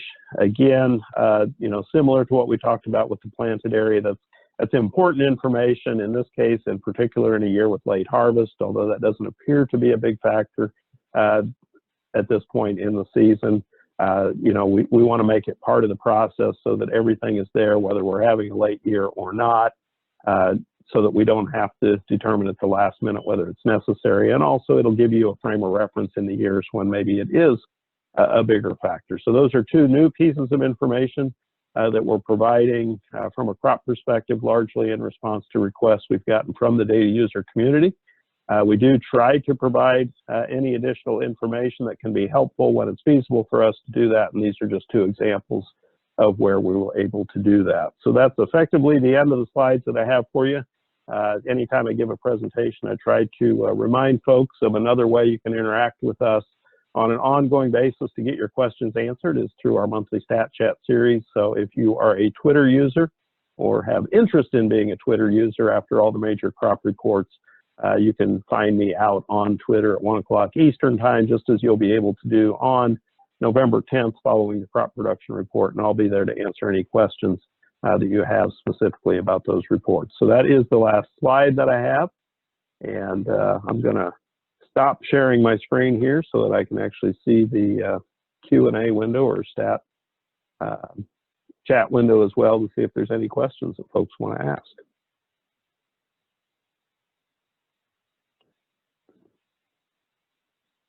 You do have one in the chat, Lance. All righty, I'm opening it up now. Okay, the question, to clarify, the removal of district estimates for cotton does not result in publication of additional counties, and that is correct, or not anticipated to, based on the 2019 estimates. Now, that doesn't mean that wouldn't have been a factor in the 2020 crop season or future seasons. It just so happens that based on how the data all worked out in 2019, it didn't result in any additional publication. But again, that's largely because we have the exception for cotton that allows us to publish more counties in general, because any county with 5,000 bales of production is already able to be published regardless of the coverage or standards that are in place. And so with fewer counties not meeting the standards, you have fewer complementary suppressions that result from the district boundaries. I see another question out there. Do you anticipate adding back into the estimates varietal beans or sugar beets? At this point, we don't. Again, that it's a funding driven process. I would point out that we do have a number of what we would call externally funded data series that are out there. So in any case, if there's an organization out there that would like to fund putting any of these estimates back, we do have a process in place by which we can work through that process. But it's dollar driven, and right now, based on the funding that we have available, the crops that I listed that remain are the crops that we anticipate publishing moving forward. And just to clarify, those were only discontinued at the county level. So we do continue to publish state and national estimates for all of those crops that I mentioned. Another question popping up in the window over here from Bill McCary, I believe. Will NASS consider reporting actual ear weights and pod weights from its objective yield survey? At this point in time, I don't anticipate that happening. There's obviously a number of raw survey indications that we have, whether it's ear weights, pod weights, or other indications that we provide or that we collect and utilize in establishing our estimates, and we don't publish all of the raw data or raw indications that we receive. I don't anticipate that changing for ear weights and pod weights either. Question for the removed crops, any other sources of data at the county level? Question mark RMA. There is some information available specifically through FSA, but it's going to be acreage. Again, as I kind of mentioned earlier on, typically FSA does not collect yield information. RMA does, of course, capture some yield information in addition to acreage. That data tends to be a little less readily available than what you'll find with FSA or NASS. And so exactly how available that's going to be, that would really be a question for RMA. I would point out under the current process, though, that information from RMA, specifically when it comes into yield, becomes even available internally to them much later in the process than what NASS is able to publish for the crops that we currently do. So think that's the last question I see in the, Lance, yeah, the you have chat window. We questions? need to switch over to Q&A. There we go. Okay, so Dale's back online. All right, it's not about crop weather, Dale. I'm disappointed. Would you go through the thought process in making the adjustments in the corn stocks numbers that extended back 3 quarters, if I remember correctly? I think we talked about this quite a bit in the large session. You know, most recently, the biggest change that occurred was to the June stocks when we published our September stocks report. We made a fairly significant revision to the June corn stocks numbers. And as I talked about in the large session, that's really due to the new information that we collected in September. And so once you learn about the September quarter, it tells you something about the disappearance between the 2 quarters. It tells you a little bit about the relationship that exists quarter by quarter throughout the year. And so having that extra information for that next quarter sometimes reveals something about how you may need to reevaluate the estimates that you set for the previous quarter. And so that was the driving force behind the revisions. You know, we always have the option to revise the previous quarter, and at the end of the season, we have an option to revise all the quarters throughout the year. It's largely built into the process to give us an opportunity to make changes like this. Also, it helps us have an option of including things like late reports and things of that nature. But as far as the revision that was made, again, it was based on relationships after gaining information on the September quarter. Very limited late information comes in, so that was not the driving force, but it is a component of revisions, and that's why I pointed it out.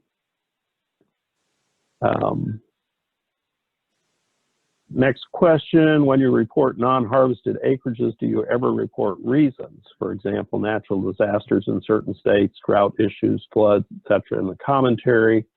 In each of our crop production reports, in the back part of the report, you will find individual crop, what we would call narratives or text portions, where sometimes we will share some commentary on things that have occurred for various crops throughout the year, but it is largely anecdotal data at that point. The data is, you know, the data is what it is. And so if something very significant happened, you're probably going to find some reference to it in the narrative in the back, but it's not necessarily going to tell you how much of that abandonment or non-harvested area was due to a specific source, but it just puts some context around why you might be seeing some values that are larger than you would see in a normal year. So a little bit of information in the commentary, but certainly we're just providing the estimates. We're not trying to provide too many details as to why the estimates are where they are. Question from Wayne, for the additional counties for corn and beans, what do they typically look like? For example, are they smaller in total acres for those crops? Any impacts on irrigated and non-irrigated estimates? Well, you know, typically, it's a generalization I guess I'll make, but typically, yes, those additional counties that are going to be published are probably, in most cases, going to tend to be smaller counties. The reason for that is we've got 2 reasons that you're going to see more counties published. The first reason is the elimination of the district boundaries. And so if you had, you know, those additional counties that we're talking about would have been what I referred to as the, quote, complementary suppressions, which means that they met the standards on their own, but to ensure that a county that didn't, that data could not be revealed, we had to disclose this count or not disclose this county as well. And so the rule of thumb, typically when you go to select a county to be that complementary suppression, is you look to one of the smaller counties within that same district. So by default, those tend to be a bit on the smaller side than what you would have seen. And then the other reason that you're likely to see some more counties published in the upcoming season is because of that additional coverage rule that we put in place, the 10 reports, 10% coverage. And so, you know, it's harder to say if that'll necessarily be larger or smaller counties. I think intuitively it kind of feels like they would tend to be smaller, but the reality is that that's going to be largely driven up by the data that we collect. And so those additional counties means that maybe we didn't have quite 30 reports or quite 25% coverage, but we did have more than 10 reports and 10% coverage. And so that's kind of a double-edged sword, because in trying to determine whether they're big or large, because on the one hand, you might think that it means they're small because that's why we couldn't get more reports. But the flip side of things is it's harder to meet coverage in a large county than it is in a small county. And so you could likely see a mix of smaller and larger counties coming into play with the changes to the publication standards. All right. Next question, did COVID-19 have any impact on data gathering this year that may not be an impact next year? I have no idea what next year is going to look like relative to COVID-19. I'm not going to speculate on that. The biggest impact that NASS saw relative to data collection was, and I think we've publicized this pretty widely, is that under the current situation, face-to-face enumeration is obviously not an option for us in order to keep everybody safe. And but we utilize multiple methods for data collection. We mail forms out. Everyone has an opportunity to complete it online. We do a lot of phone follow-up to collect data. And so, that was a change that we had to make. However, it did not prevent us from being able to collect data on any of the estimates that we were publishing. So I'm going to kind of leave it at that, since that's a bit of an unusual topic. There's Dale with the crop weather comment. I probably caused him to put that in there with my comment earlier. Do you think the crop condition ratings published weekly are having an impact on your farmer survey for the crop report? Have you looked to see if there's a correlation? I don't believe we've looked specifically at whether or not there's a correlation. I personally don't think there is. The crop condition information that we collect, of course, comes from a completely different source. It's mostly county extension agents, some FSA employees, various other individuals across the country who, as part of their normal work, have the opportunity to come in contact with both producers and see for themselves firsthand progress and conditions across the county that they work in. So I would say probably no more than any other information that circulates out there on an ongoing basis that may impact farmers' thoughts on what yields may be on an ongoing basis. And excellent. The next question, I see cows mentioned, so I can be quiet for a few moments. Travis, I think that was yours. Need to unmute. I think we should have wagered if I would have a question or if it would be the Lance Honan show. I thought we were almost there. The question is, how is the milk cow survey differ between 50 states and 24 state releases? It seems the hard counts come with 48 state releases with the largest revisions, and the estimates are provided with the monthly 24 state updates. So the the milk production report at NASS, we do a monthly survey, and then we also do a quarterly survey. On the quarterly basis, January, April, July, and October, we actually gather the information from the producers on milk cows, how many cows they have on their facility. And then those off quarter months, we actually use strictly administrative data from various sources through the U.S. to account the 24 state programs, and then also use the administrative data to work back into the non-published 24 states that gives us the U.S. Production levels on a monthly basis. Thank you, Travis. And we're at near the end of our session, so I'm just going to go ahead and let you know that everyone that attended today's session will be emailed an evaluation form from Zoom tomorrow. Please give us your feedback. We welcome your comments and suggestions for improvement. We'll have a 10-minute break when the second session will begin. Then the breakout sessions are separate webinars with new links to join. Each breakout session link can be found at the bottom of your registration confirmation email or the agenda that was emailed to registrants yesterday. The links have also been added to the chat window in the last 5 minutes or so you can get there as well. I just want to thank everyone for joining us this afternoon, and we'll see you at our next session, which begins approximately 10 minutes from now. Thank you. Well, I guess, Patrick, in the interest of time, why don't I start things out? So I see we have 70 participants online, so that's great. For those of you, if you just want to confirm that you clicked the right link, you are in breakout session B, which is foreign production, trade, and import-export data. So this is a joint breakout session between the World Board and FAS. My name is Mark Jekanowski. I'm with the World Board. Just looking at the names on the panelist list here, I'm joined by Mike Jewison, feed grains analyst, Keith Menzie, oilseeds, Mark Brusberg, our chief meteorologist,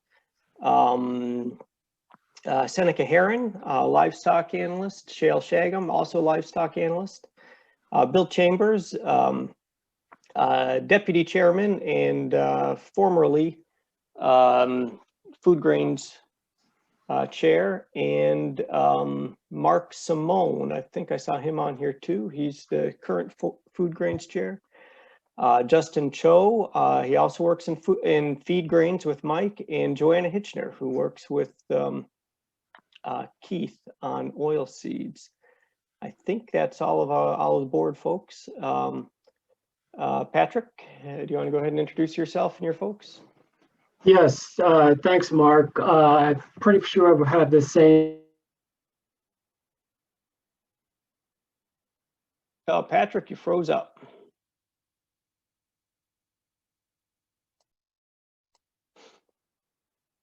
Well, at the mention on oil seeds, Claire Musicum, livestock, James Johnson and cotton, Jody Erickson is our reports officer, and that rounds out the FAS team. And I think, did you say you had a few other announcements you wanted to make, Patrick? Or yeah, I can just run through a couple of things very briefly, just in case people don't know. One thing I wanted to mention on our livestock report, and this is obviously I work with World Board. We're doing our publication 4 times a year now. We've gone from biannual to quarterly, and that was a request from this data users group. Lots of calls for more frequent data on livestock, and so we implemented that this year starting in January. 2 of our reports are full reports. The October obviously is a full one, and then the other reports are partial, where we don't update all of the countries. I mentioned the APIs that we launched recently at FAS. We had the PS&D API that was out there for a while now. We added GATS and export sales reporting APIs for those recently. They are already quite popular among users. Let's see, what else? I guess the final thing I'll note is that we have published more of our international agricultural trade reports recently. These are more ad hoc market analysis reports that we put out. And so on our website now, we've got one recently on corn for Latin America. We've got a nice report on China, overall ag demand in China, as well as a China sorghum report that's out there on our website. So invite folks to go in and take a read on those. So that's all I have. okay, great. And I'll note that Joe DeCampo from Census is also on now as a panelist. So he can answer census-related questions as they come up as well. Yep, I'm here now. Yeah, great. Hey, Mark. Hey, Joe. Okay. So let me go ahead. We're going to follow the same type of format that we did with the general session where Joe Parsons read the question. So I'll just go through and read questions from the Q&A myself. And I would say, again, if you have questions as a participant, please submit them either on the Q&A or the chat. I think the Q&A is preferred. So if you can do that, that would be good. I see we have a few lined up right now. First question, will this meeting continue to be virtual in the future? And I'll answer that one real quickly. I don't think any formal decision has been made yet, but I would not be surprised if even post-pandemic we continue to have some sort of a virtual presence, maybe one time a year, be it virtual, and then another time in person. I don't know, but I mean, those conversations haven't happened yet. Those decisions certainly haven't been made, but just the very fact that we get so much more participation in this kind of setting suggests it's something we might want to continue doing in some form. So next question from Bill Lapp, and it's actually a question from for ERS, and unfortunately we don't have anyone from ERS on the panel here, but maybe we can dig into it a little bit anyway. It says ERS provides a great report on monthly exports of beef, pork, poultry in carcass weight equivalent the day after the report is released. This is extremely valuable. Is there any reason that we could not get the same for wheat by class? So let me, I don't know the answer to that. Let me see if either someone on Patrick's team has any perspective on that, or Mark Simone or Bill Chambers, if they might want to weigh in. Patrick, you want, or Mark? Probably, you're asking wheat by class. Was that the question? Yeah, so the question is, is there any reason that we could not get the same for wheat by class? And the question, and he's comparing comparing that to the monthly export data that ERS puts out on beef, pork, and poultry in carcass weight equivalent the day after the report is released. I believe it's the census data, right? Yes, it's census data. Right, and this has been discussed by Bill before, right? Bill Lapp. We've had this discussion. I don't know where we are on that. Bill, we'll bring it up to ERS. This has come up, and honestly, it's kind of fell off my radar. But we'll bring it up. I think there is a certain possibility that we can do that. I don't want to speak for ERS.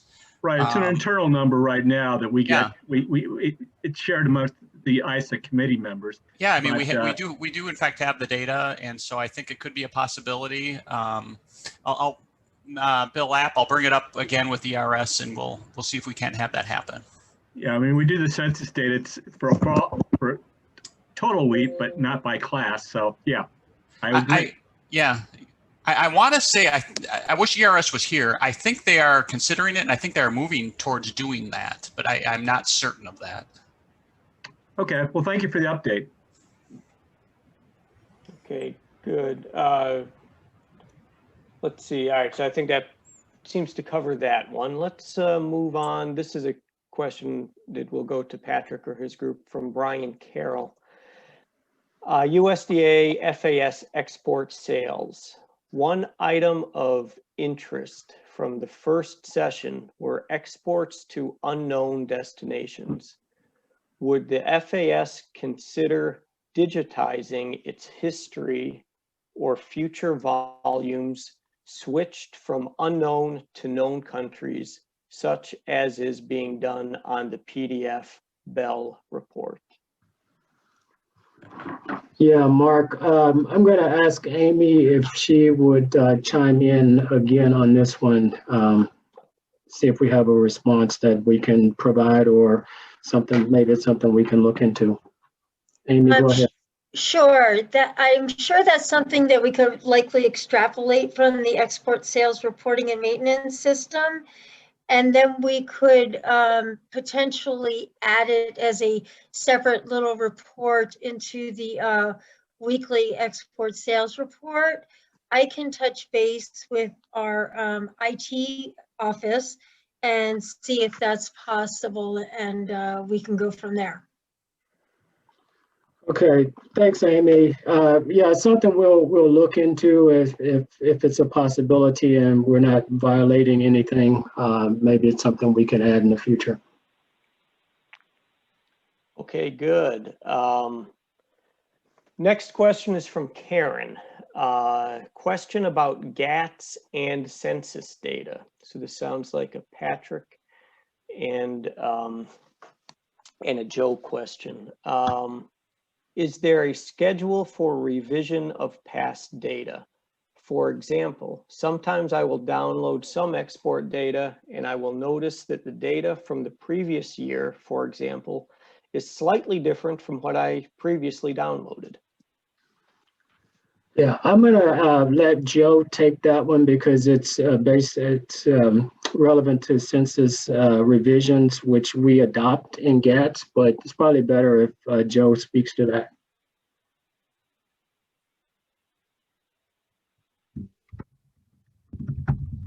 Yeah, absolutely. We revise our data first week of every June, commensurate with the publication of April statistics, and that data goes back at that point 39 months.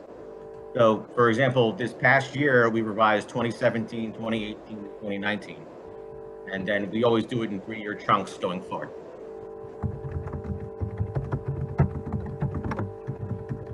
Okay, good. Thanks, Joe. Let's see. I'm getting a buzz.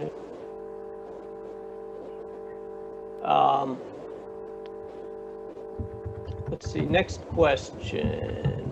Although, let me just add that in the interim, we do publish corrections onto our census website. It's just USA Trade Online is only updated once a year. So I can send the link to where we post other corrections into the chat. Great. Good. Thank you, Joe. Okay, next question from Joe Kleinman. Is there a place where WAOB/FAS detail for which countries they use official data from foreign countries and for which countries we use data, we use USDA estimates or numbers? It seems that USDA adopts official data for some countries at different points in the reporting forecasting cycle. And for some countries, USDA uses USDA information. So that's a kind of a complicated question. The short answer is I don't believe there is a place where we detail, where we provide those specific details by country. But let me see if anyone else here on the panel want to jump in on that. Mike, do you have Mike or Patrick or anyone else want to give some perspective on that? I could say a few things. Yeah. As you say, Mark, there's no source that we publish in terms of line by line, country by country, what the official source is. I would say it depends on the country, it depends on the commodity. It's not one size fits all for depending upon the country and the commodity pair that you're looking at. In a general sense, if we believe the official data to be somewhat reliable, for example, on the production side and consistent with our view of the weather and satellite imagery, we would adopt it, right? That doesn't always fit. So in terms of actually having that laid out, I'm not aware of it existing anywhere. It's something we could look at potentially, that's all my thoughts on that. Yeah, that sounds good.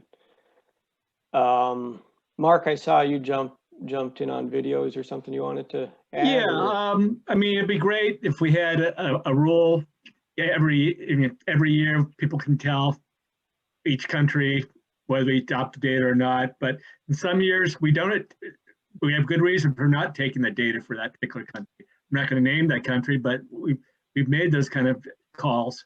And in other years, we've taken the adopted the production data. So I really don't want to get into kind of a rule. It's a judgment call ultimately, and it varies on each year. It varies on each country. So it varies on each commodity. So yeah, I'll just leave it at that. I wish we could be more transparent, but it varies. So it's bottom line. Right. Good. Thanks, Mark and Mike. Let's move on. Next question.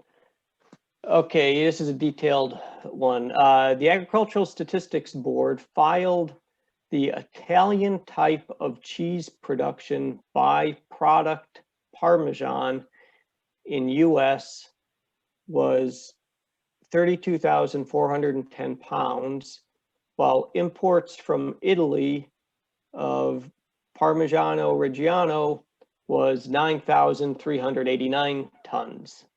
It's negative correlation. How in the future would you assess the progress of manufacturing Parmesan in the US linked with authentic designation of origin, which is Italy?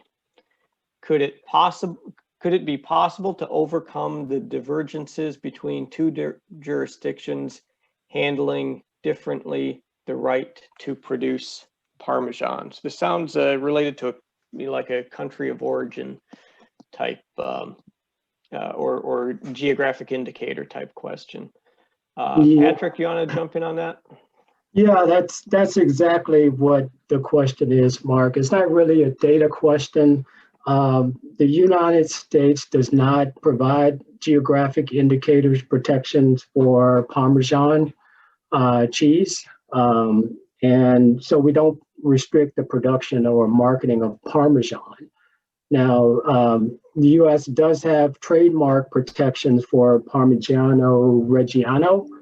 And so it's a protected trademark, but we don't equate Parmesan with Parmigiano Reggiano as they do in most of the European Union.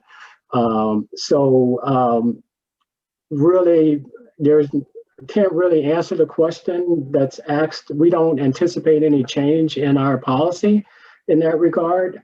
And as I said, Parmigiano Reggiano is protected trademark, and the market will have to really determine what would be the production of Parmesan in the United States versus how much Parmigiano Reggiano that we actually import into this country.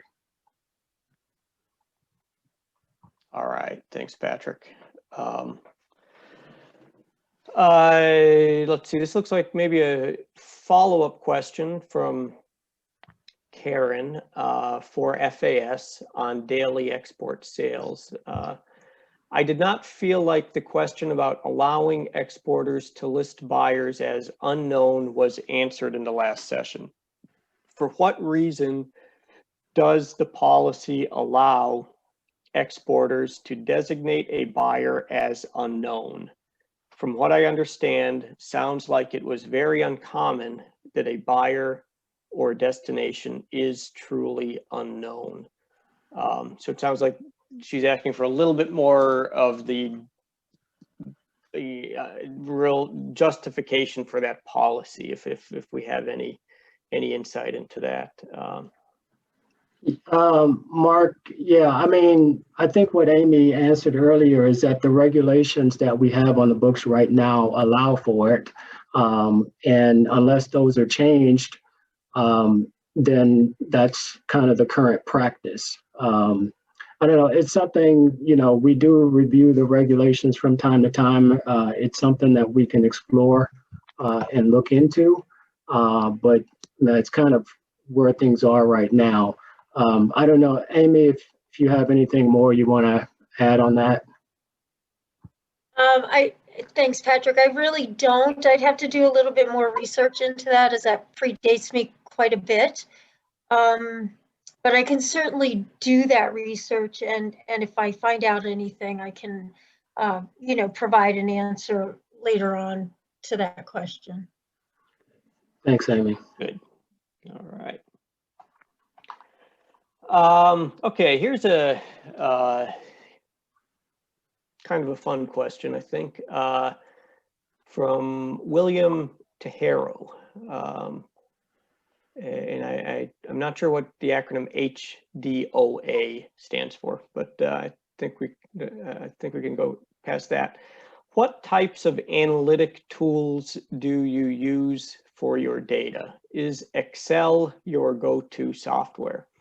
So let me, maybe I'll have someone from the World Board give a quick response to that, and then maybe someone from Patrick's group can as well.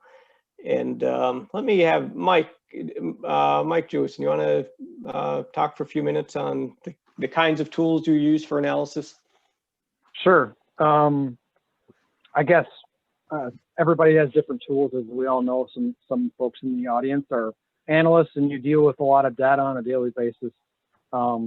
Myself, personally, it really varies. It varies in terms of the interface, and if you're running a meeting and you're interacting with committee members and you want to be able to present data in a very, very fluid format, Python would be an example over the last few years that I've found to be very useful. Obviously, yes, Excel is a good crutch to lean on at times, and some other folks I know use Stata or other statistical software for crunching data. But I would say, especially for some of our in-house weather products, we don't have, I guess, Mark Brusberg, you're there. You could probably speak to this. We have a lot of automated weather products that our meteorologists use that interface ArcGIS and Python, a combination of that. So I would say it depends, but generally speaking, besides Excel, Python, other statistical tools, SAS, Stata, I probably left some out, and if anybody has any other ones that they use, feel free to jump in. So, Mark, you want to jump in a little bit about the tools you and your rest of the weather guys use? Sure. The weather group does use Excel because we've developed simple regression modeling. We also use ArcMap for our geographical information system. That is able to provide some statistical data in terms of what areas are impacted, say, by the footprint of a hurricane or by a drought, et cetera. We're also, you can bring in situ data and satellite products into the same project, which is very valuable. Actually, we used to be able to write our own software in Visual Basic. Mike mentioned Python. For some reason, the powers that be decided that Visual Basic wasn't good anymore, so that sort of left us in a lurch. So yeah, we've forced ourselves to be adaptive. We do try to stay, on the state of the art. We don't use Lotus 1, 2, 3 anymore, or DBase 4, things like that. We have been successful in migrating. Good. How about Patrick? How about someone from your group if they want to weigh in on that? Yes, I'll give folks an opportunity if anybody wants to jump in. Yeah, I think we're using a lot of the data products that's already been mentioned by Mike and others. Of course, our production guys are, really using a lot of geospatial data. So they're using the Esri software and ArcGIS. I'd like to just note here before turning it over to anybody who wants to jump in and add more that, FAS has developed a new product that's out there available to the public called Gaddis. We've plugged it at this meeting in the past, but it's a pretty slick geospatial data tool product that's pulling in all of the satellite imagery and weather, rainfall data. Everything that we basically use to do our crop analysis is available out there to the public through our GADIS interface. And we're using the same interface to do our crop analysis internally. So just a shameless plug there for that system, which we put a lot of effort into developing that, and we think it's making us our work a lot more efficient. So I'll turn it over to anybody from the GMA team who wants to add anything different in terms of analytical products or software.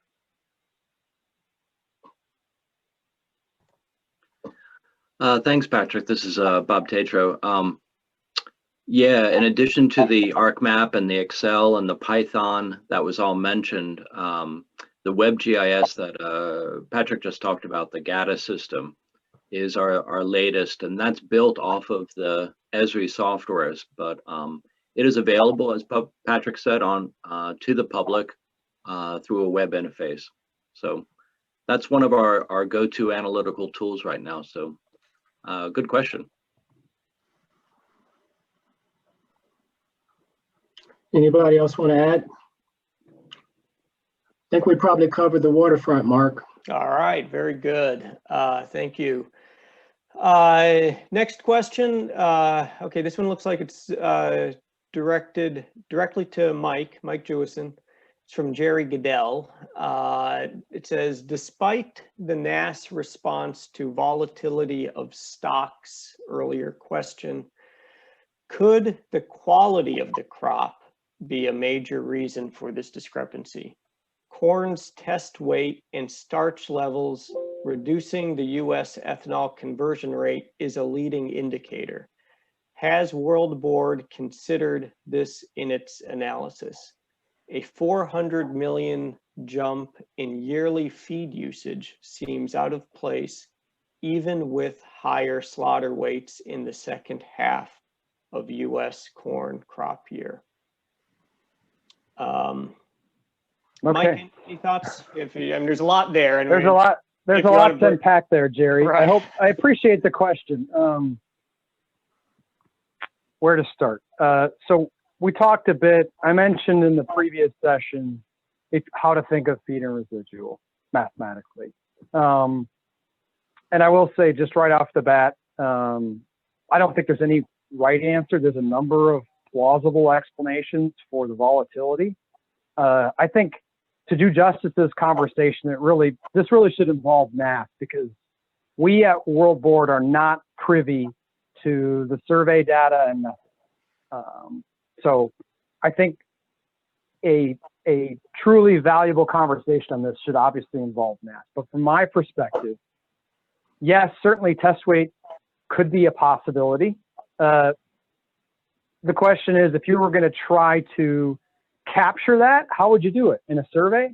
It might be hard to do. If you think through mechanically, understanding that it's hard. I mean, survey responses in general, people don't like to respond, but NASS does fairly well in terms of response rate, I think, relative to other industries. But just trying to think through mechanically, I mean, and again, I'm not the NASS expert. NASS is the gold standard for collection and dissemination of publicly available agricultural statistics, in my view, right? They set the bar. But yeah, test weight, certainly a possibility. Error in the other usage categories. You mentioned conversion rate for corn used for ethanol, right? Well, you're comparing an EIA series to a NASS survey series. Not quite apples to apples, right? And there's going to be some expected variability in that number.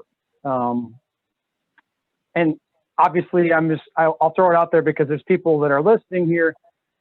The feed and residual number has been quite humbling. This probably won't be the last time I say that. It's been quite humbling to try to forecast that. Obviously, there's other analysts that struggle with it a bit too, but there's certainly a rational conversation maybe that we can have. Is it a stock survey thing? Is it a method as far as that goes? I don't know. Again, this conversation should occur, unfortunately, with NASS, and obviously, given the time constraints, we can't get to that deep of a conversation in the first session. But it's certainly something we should at least talk publicly about, because again, I think as NASS would say, I mean, they do the best within the tools that they're given. and they're trying to improve every single time, right? So something to think about going forward, but definitely I would prefer, I mean, I'm the guy at the World Board, again, no influence, not privy to any of the survey collection and how that all fits together. So good question, I appreciate it. Okay, good, thanks, Mike. I got a couple folks here asking for the link for GATS. So maybe if someone can put that in the chat, that would be good. I think they're asking for the GADAS, which is GADAS, not T. Okay. Yeah, maybe my Louisiana accent is causing some confusions. It's GADAS, and we can put the link in the documentation following the meeting. It's posted in the chat right now. Okay. Good. Good. Thanks. All right. Next question is from Jay Lardy. This looks like a FAS or maybe census question. If I query FAS weekly data for pork exports to China and compare that to the monthly GATS data, they are very different. On the weekly in May, net sales to China on pork is 2,949 tons. The GATS query has 108,869 tons. Why the difference? I was told the weekly doesn't count the same things, but aren't all exports just that, exports?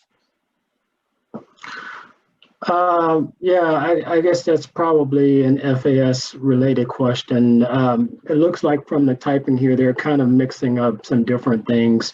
You know, our weekly export sales data has sales and shipments or exports, whereas the GATS is all obviously just exports. And these numbers have never been exactly the same. Lindsay Kaburka, who's our pork analyst, I think is on the line. If not, Claire Musicum is on the line as well. You guys want to take a shot at talking about the differences between our export sales data and the census data in GATS? Yes, this is Lindsay. So I looked at this about a month ago, and if you compare GATS, you do want to use the right grouping because export sales reporting is only capturing muscle cuts, doesn't include offals and variety meats and prepared and processed products. But if you use the FATUS grouping, which is pork, fresh and frozen, you'll get a pretty good approximation of what should be in export sales. And when I looked at the number for China in particular, year to date, we're at about 92% coverage for ESR. So that means that export sales reporting is capturing about 92% of what it should be when you compare it to the official trade data. So there is going to be a little bit of difference because we're comparing weekly data to monthly data. And there is, of course, some different product coverage. But in the past, the export sales reports have been capturing a lot more of the trade than they did a few years ago when the program was introduced. Thank you, Lindsay. Okay, good. Thank you, Lindsay. Thank you, Patrick. Let's see, next question. Jeff Peterson with Heartland Farm Partners. And this one is again directed toward Mike. How is the demand for ethanol calculated for the WASDE report? Great question. Thank you for the question. So in a broad sense, obviously we start with assumptions for motor gasoline consumption in the U.S. Trade in terms of ethanol trade, imports and exports. And in addition to stocks, we rely heavily on what EIA says for forecasts. Obviously, they have a structural model for the short run for motor gasoline consumption, but we also utilize some judgment based on the latest weekly indications from the EIA weekly petroleum status report. So.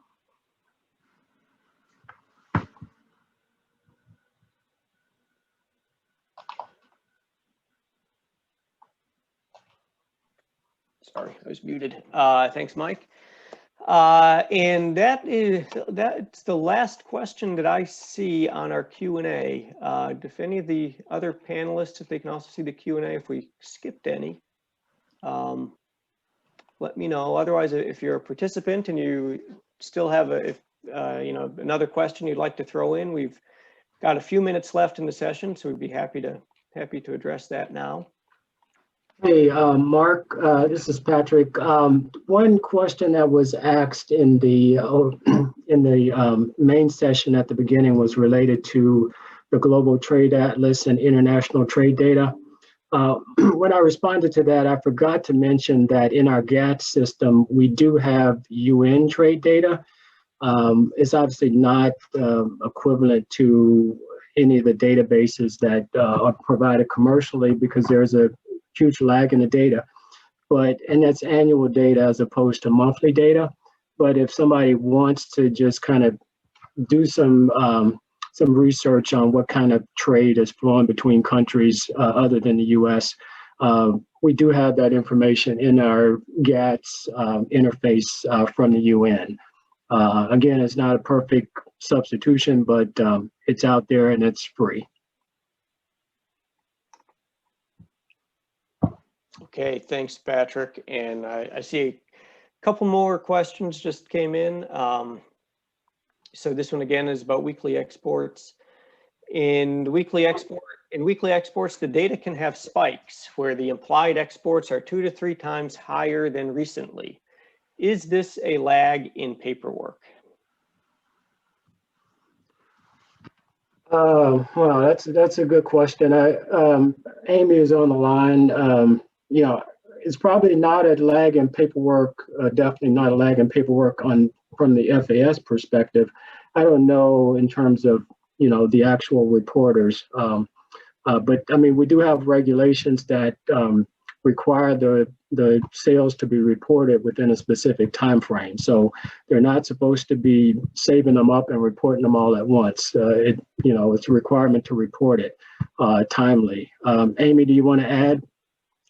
Yeah, periodically we do have late reporting, but it's not anything that's really all that large. I imagine that might show a little bit of a spike every now and then.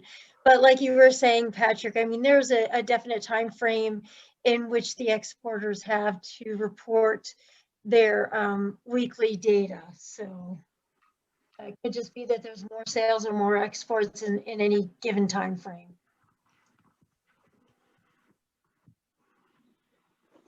Okay, thank you. Let me see what else we have here.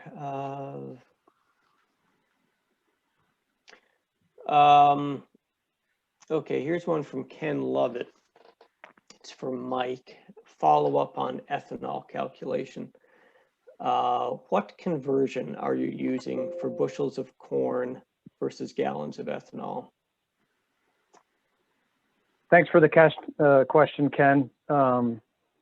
Obviously, as I stated before, it's EIA data relative to what the NASS survey data says, and understanding that it's not quite apples to apples. It's the historical relationship between the NASS survey data and the EIA survey data, and the interplay between those two would be our assumption for conversion rate, which, as you know, can be volatile at times, but obviously, for consistency's sake, we try to maintain that month in and month out, and obviously adjust as we see new data. All right, thanks, Mike.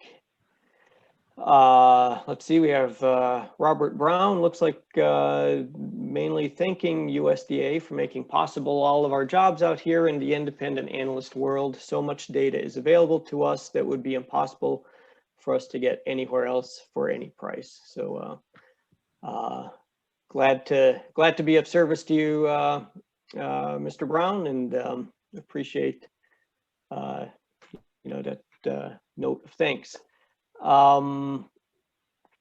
Okay, Patrick, do you see a follow-up question on the Parmesan question. So, Mr. Yes, I do see that. I'm not sure I really understand the question. Yeah. And even if I did, I probably don't have an answer, unfortunately. I apologize for that. But, you know, if the questioner wants to provide more clarification and send it in, then something we can look at. But this is probably outside of my jurisdiction. Okay, fair enough. Okay, let's see. Jay Lardy, we can see inspection data and sales data each week. All right, so this is exports. When we get to the end of the marketing year, how is the final WASDE export number derived? Let me kick that over to one of our guys. How about, I see Mark Simone is on camera. You want to? Sure. I mean, for the grains and oilseeds, we use U.S. Census data. That's our final number. And we always have, so. Right. That's The our one final. exception being cotton. Pedantically, cotton is in a different world, but I don't think the inference of this question relates to cotton. But yeah. Thank you for the clarification, Mike. Is the cotton chair present? Maybe he can elaborate a little bit on how difficult things are to measure in the cotton world. I don't think I see him here. No. Unfortunately. All right, great. And we are coming up right toward the end of our session. We've got 4 minutes left. So if there's another quick question, we can try to answer it. Otherwise, we will start to wind things down. Okay, quick one from Jerry Goodell. Let's see if we have time to answer it. Let's see, maybe this is for Mark Brusberg. Given the volatility of world weather, are you keeping a close and sharp eye on conditions in important growing area by satellite? Unfortunately, U.S. dryness wasn't fully calculated in the USDA's 181 bushel corn yield in August. Are the attaché leaving the office? And then the question stops. Well, if I understand the question correctly, it's do we use satellite information? We do use some composite products. One of the strongest ones we found is the Vegetative Health Index, which is a combination of the bands of the satellite looking at vegetation, but also temperature. And then we can get a pretty good approximation of, you know, if there's any stress due to dryness. Other than that, you know, we do use a lot of the actual weather observations. If you're referring to the drought monitor does use in situ data and some satellite products.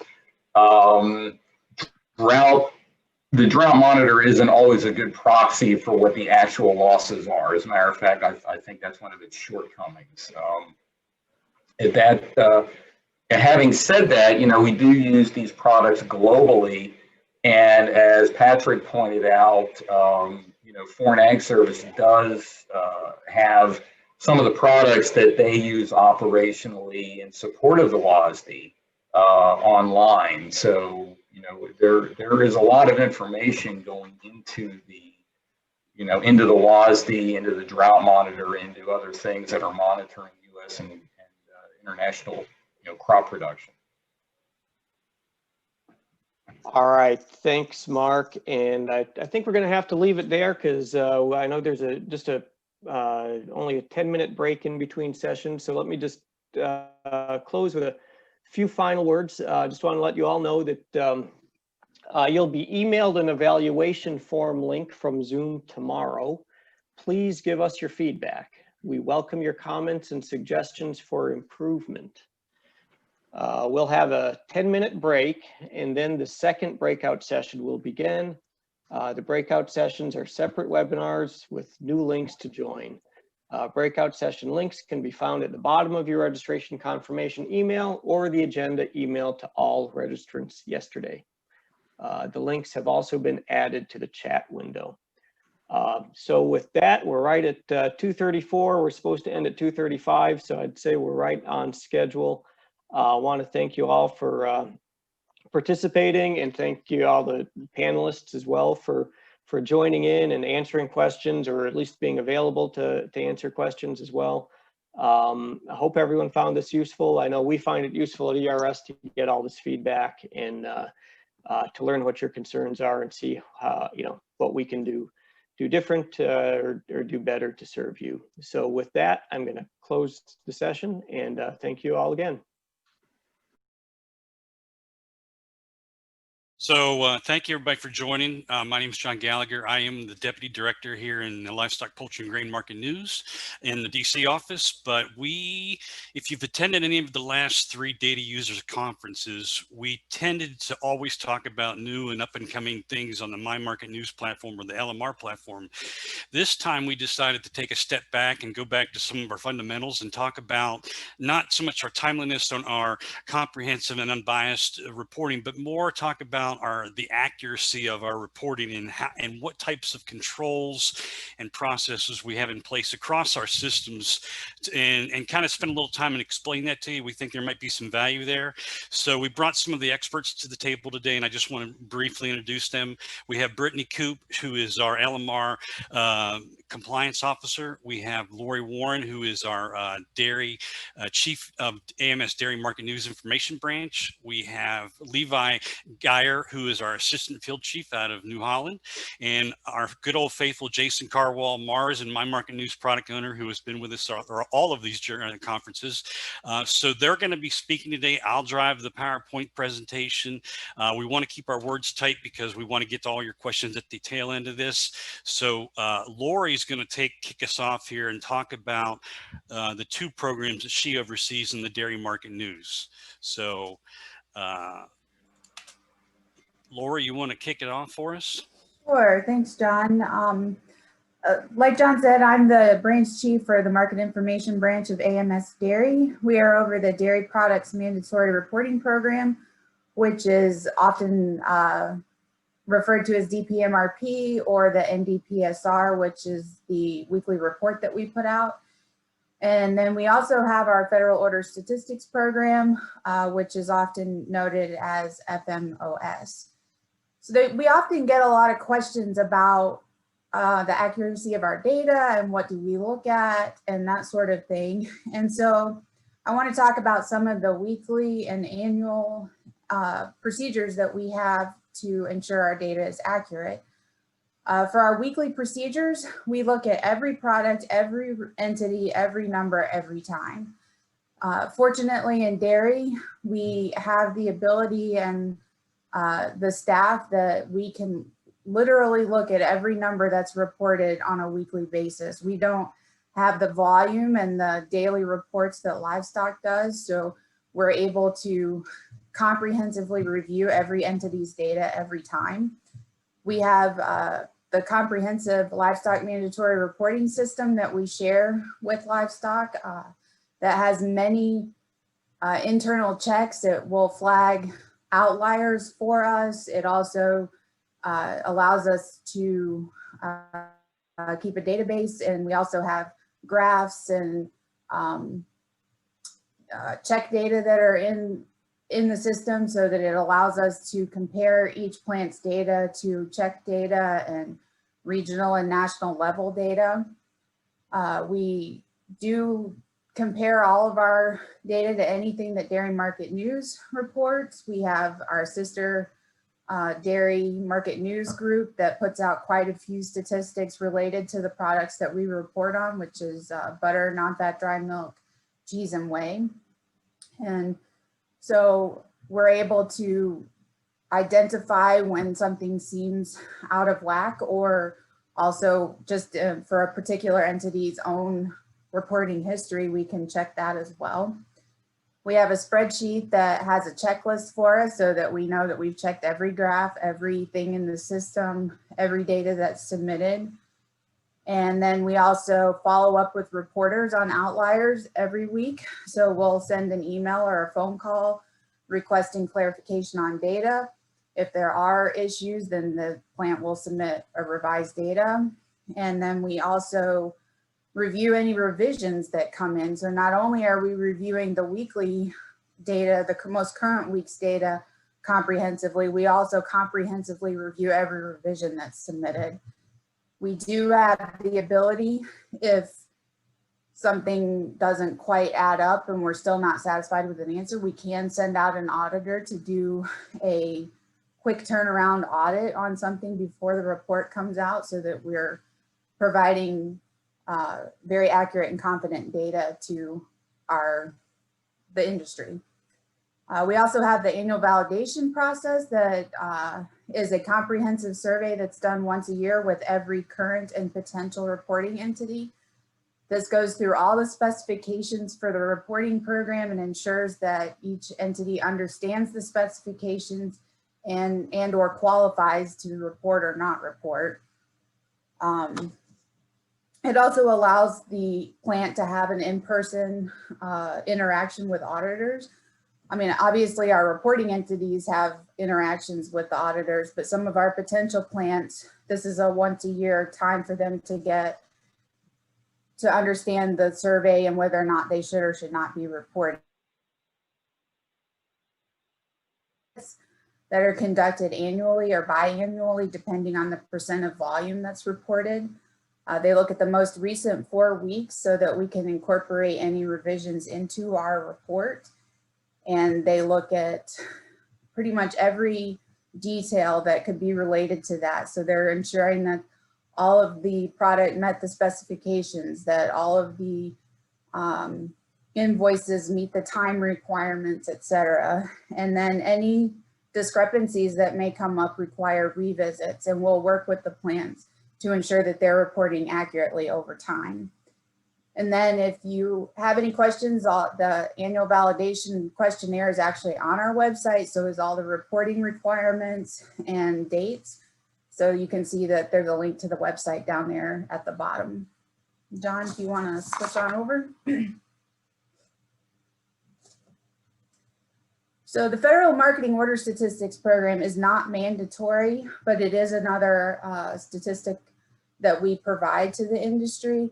The program aggregates and publishes statistics on the federal order program. We have all the same analysis tools similarly set up. They're not in the same system necessarily. We do use Spotfire and whatnot to look for any outliers. When revisions occur, we do note them on our reports, and all of the federal order statistics are now available in My Market News. I think we've loaded most of them to My Market News. That's a new feature that we've been allowed to have. We've been working with livestock and the Mars team to be able to do that. It's also available in Data Mart and an API, and that's also available for the Dairy Products Mandatory Reporting Program as well.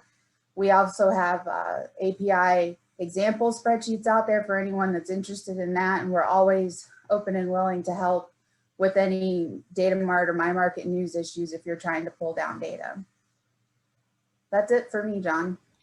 Thank you, Laura. Appreciate that.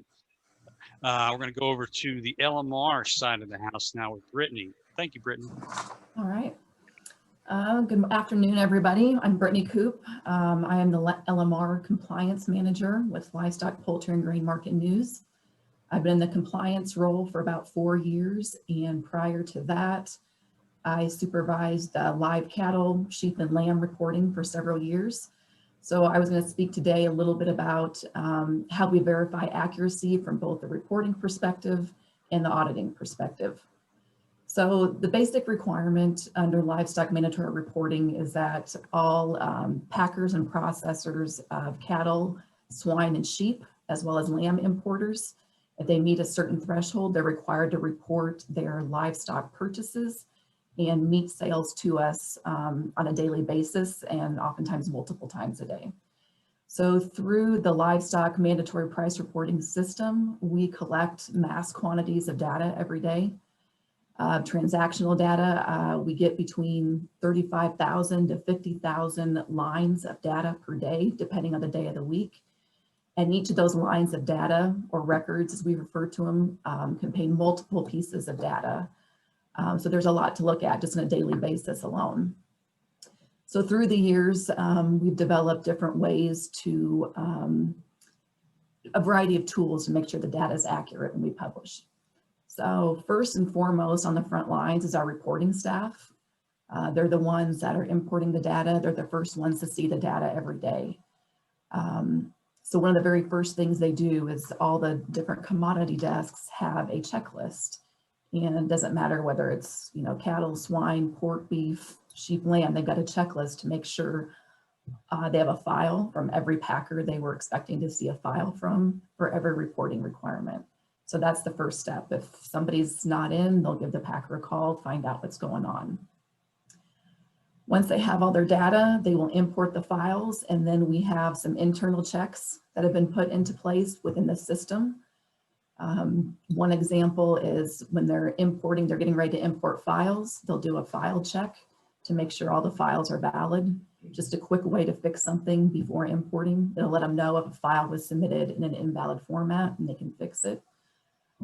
There's other tools that have been built into the system itself. We call them suspect record checks. It allows us to define parameters to check data. For example, if a lot was submitted as a live transaction but came in with carcass weights, the system will flag it. We can set parameters on different things like weights, yields, grading information to flag it if something falls outside those parameters. So even with those internal parameters, I think it's still most important that we have reporters that have training and the knowledge of the markets they're covering. There's just no replacement for that. They've got such a short time frame to import that data, look at it all, review it, analyze it, you know, call packers, and then generate those reports to put back out to the public. And so one of our biggest sources we still rely on is just that communication between the reporters and the plants. The reporters are going through the data and they're looking at something and they identify some outliers. They can temporarily exclude that record, either call or email the packer to verify it. They may ask questions like, you know, is this a new buy? Or tell me about how these animals were bought. Tell me about how this sale was made. Just different questions like that. One thing that's nice about our system is that there's a very good tracking mechanism inside of it. If a reporter makes any change to a record, excludes it, changes data, there's a record of it. It's required in order to do it. So they have to write, you know, who they talked to at the plant, why they made the change. And there's a time and date stamp on there too. So it holds everybody accountable as well. One of the final things that they can do, that they do on a weekly basis on the reporting side, is they have weekly checks. So at the end of the week, they'll bring in all of the data from a packer into a spreadsheet and they check it. It's more of a comprehensive view to see how the packer did business this week. If it's what they expected, they will check for, they'll break it down by packers, by purchase type, by volume. They can break it down further depending on the commodity. Just gives them an overall feel to make sure the packers were expecting data as they expected them to during the week. As far as corrections to reports go, we do have them. People make mistakes. There'll be fat finger errors at the plant as they're entering data. There might be an issue with files failing to send to us properly. Whenever we get it figured out, we will issue corrections as needed. There is no one size fit all approach for when we do a correction. It's different for each commodity. But the one common thread throughout each commodity is that if it's a change that's significant enough, for example, something that would affect a weighted average, we will republish, we will correct the report and republish it. There'll be a note put at the top of the report that there's a correction. They'll also try to notify as many stakeholders as they can that those corrections are available on the report. So that's kind of wraps up the reporting side of it. John, if you can flip to the next slide.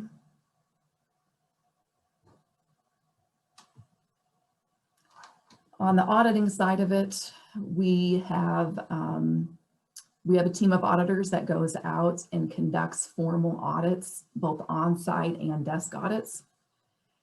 And we have a set of procedures that we follow, and it doesn't matter if it's on-site or desk, we follow the same set of procedures. We update those on a fairly regular basis. And so one of the biggest things is the auditors schedule they have a plant, they're assigned to a plant well in advance. So they know what plants are going to be auditing in this audit cycle. And so they will do some advanced pre-audit work. We've got some pre-audit tools set up where it's a little bit more like this checklist as well as a whole comprehensive view. We do utilize tools similar to the reporters, except we will look at data over a broader length of time. We may pull in data for about 3 months worth and look for any irregularities, anything abnormal with the data, look for trends, just make notes of it prior to the audit to see if there's anything further we need to look at. One of the most important things we also do is visit with the reporters before each audit. Hey, we're getting ready to audit this particular plant. Have you guys been having any issues? Is there something specific you want us to drill into during the course of the audit? That's always important. Once we're actually conducting the audits, once again, we have procedures for pre-audit, audit activities, post-audit activities, but we're basically looking at the data for making sure everything was submitted to market news timely, make sure it was submitted accurately, and make sure the data was complete. And so we will look at settlement sheets, kill sheets, invoices, sales invoices, scale tickets, copies of checks to producers, any type of documentation that's going to verify that what the data they submitted to us is correct. So we will also conduct what we call a full day audit at each plant. For every plant, we will ask for a full day's kill lineup, and we will also ask for a full day's worth of sales order invoices. And we will go through the list and make sure that every single thing on their full day was reported to us. Sometimes it opens up more questions and we can request to pull more data at any time. After the audit is over with, the auditors come back and they write up a formal report. If there's any non-compliances, they'll be noted on this report and it's sent to the plant. They've got 10 business days to correct it or to ask for an extension. I won't get into the details of the weeds of all the process of what happens at that point, but if you're interested in learning more about it, you can go to the website that's there at the bottom of the slide and go to our compliance page. And we have our procedures outlined on that page. So you can learn more about that. And then the last thing that we do, I call them periodic spot checks. So lots of times an audit may have already occurred, but a reporter may still not be satisfied with some questions that maybe come up during daily reporting activities. They'll ask us to go pull some invoices. And so we'll go request that from the packer. A good example was this spring when the market was very volatile and we were seeing some record prices. The box beef and wholesale pork teams came and asked me they would pick a given product on a given day and say, can you pull all the invoices from all these packers that submitted this product? And so it just kind of gave an extra layer of verification during that time saying, yes, we are checking these out. We have these on file. So we are doing our due diligence to make sure that this is accurate. So that kind of sums up what we do on the livestock on the mandatory side of it. So turn it over to Levi. Thank you, Brittany. Levi, move over to your slide there. Thank you, John. My name is Levi Geyer. I'm a voluntary assistant field chief for Livestock, Poultry, and Grain Market News. I want to discuss a little bit about voluntary reporting, what that entails. In contrast to mandatory price reporting, voluntary price reporting is, as it would infer, is voluntary. It is a survey of willing market participants that allows us to gather that market information. Voluntary reporting kind of encompasses auction trades, direct trades, bids for multiple commodities, including livestock, poultry, grain, forage, feedstuffs, bioenergy, and just about anything else related to those commodities aside from what is covered in the mandatory reporting. It should be noted that we do not double report commodities under these two systems, mandatory and voluntary. So if a load of finished cattle was already picked up and reported through voluntary reporting, say an auction trade destined to a large packer, we're not going to include that in mandatory reporting as well. So we do try to keep that separate so we don't have any duplication of data. Obviously, this requires a pretty broad understanding of different commodities, and our reporting staff is expected to be a subject matter expert on these commodities they report. Therefore, we kind of bring them through a pretty rigorous training in commodity evaluation, understanding of agricultural productions, data analysis, and understanding market dynamics. Upon hiring a reporter, we do put them through a probationary period in which they're subjected to a minimum of 80 hours of formal training. It actually extends way beyond that. And at the end of this training, they are issued a market reporter's test to accredit their abilities in performing market reporting duties. This is followed up every 2 years on a recertification exam that just mainly accounts that they're maintaining their proficiency in reporting markets. As Brittany mentioned, reporters also have a daily checklist on the voluntary side that they may reference. This kind of helps us maintain the quality control of our reports. This includes items such as sufficient sample size, correct reporting procedures, adherence to confidentiality guidelines, omission of insignificant data, cross-checks of data, proper storage, proper reporting procedures, so forth and so on. And as a reporter becomes a little further in his tenure or her tenure, this becomes more second nature. The checklist is always available and serves as a reference point to make sure that we're maintaining that quality control of these reports. Now, although mistakes shouldn't occur, they do happen. I mean, there's a margin of human error, as Brittany had mentioned on the mandatory side, and it's going to happen on occasions on the voluntary side as well. And because of this, we do run a weekly or bi-weekly review of the database as a secondary check. So we either run an API or we do a data query to make sure that we can filter down that data and find any outliers, any technical issues that may have occurred, any oversights. And if we do find some, we will issue a correction. And when those corrections are applied, any user that may have an API or may be a subscriber to those reports, they will receive a notification that a correction was made. And we will also put a notice on the static reports that appear on our AMS website. It's also important to understand that in voluntary reporting, we gather most of our information via auctions or direct marketing. As far as the auction trade, we have some hay and livestock auctions in which we cover. And it's fairly simple. I mean, it's a pretty clear-cut market discovery through the facilitation of trade between buyer and seller at the auction house. During this trade, any buybacks, no-sell lots, they're just simply removed from our data sets. We don't include those in the report. So we are mindful to make sure to remove anything that didn't actually have a transaction behind it. We also have the ability to check in with the offices that are facilitating these trades. So if we do need to make an invoice check just to verify a trade, we do have that ability. Now, on the direct markets, they're a little bit more involved, and they do account for a large sum of the commodities we report under voluntary price reporting. Under direct reporting, to verify the accuracy, we speak to both the buyer and the seller. We utilize what we call a two-party verification. And our reporting staff is also encouraged to perform routine contact visits with these industry participants that are providing us this information.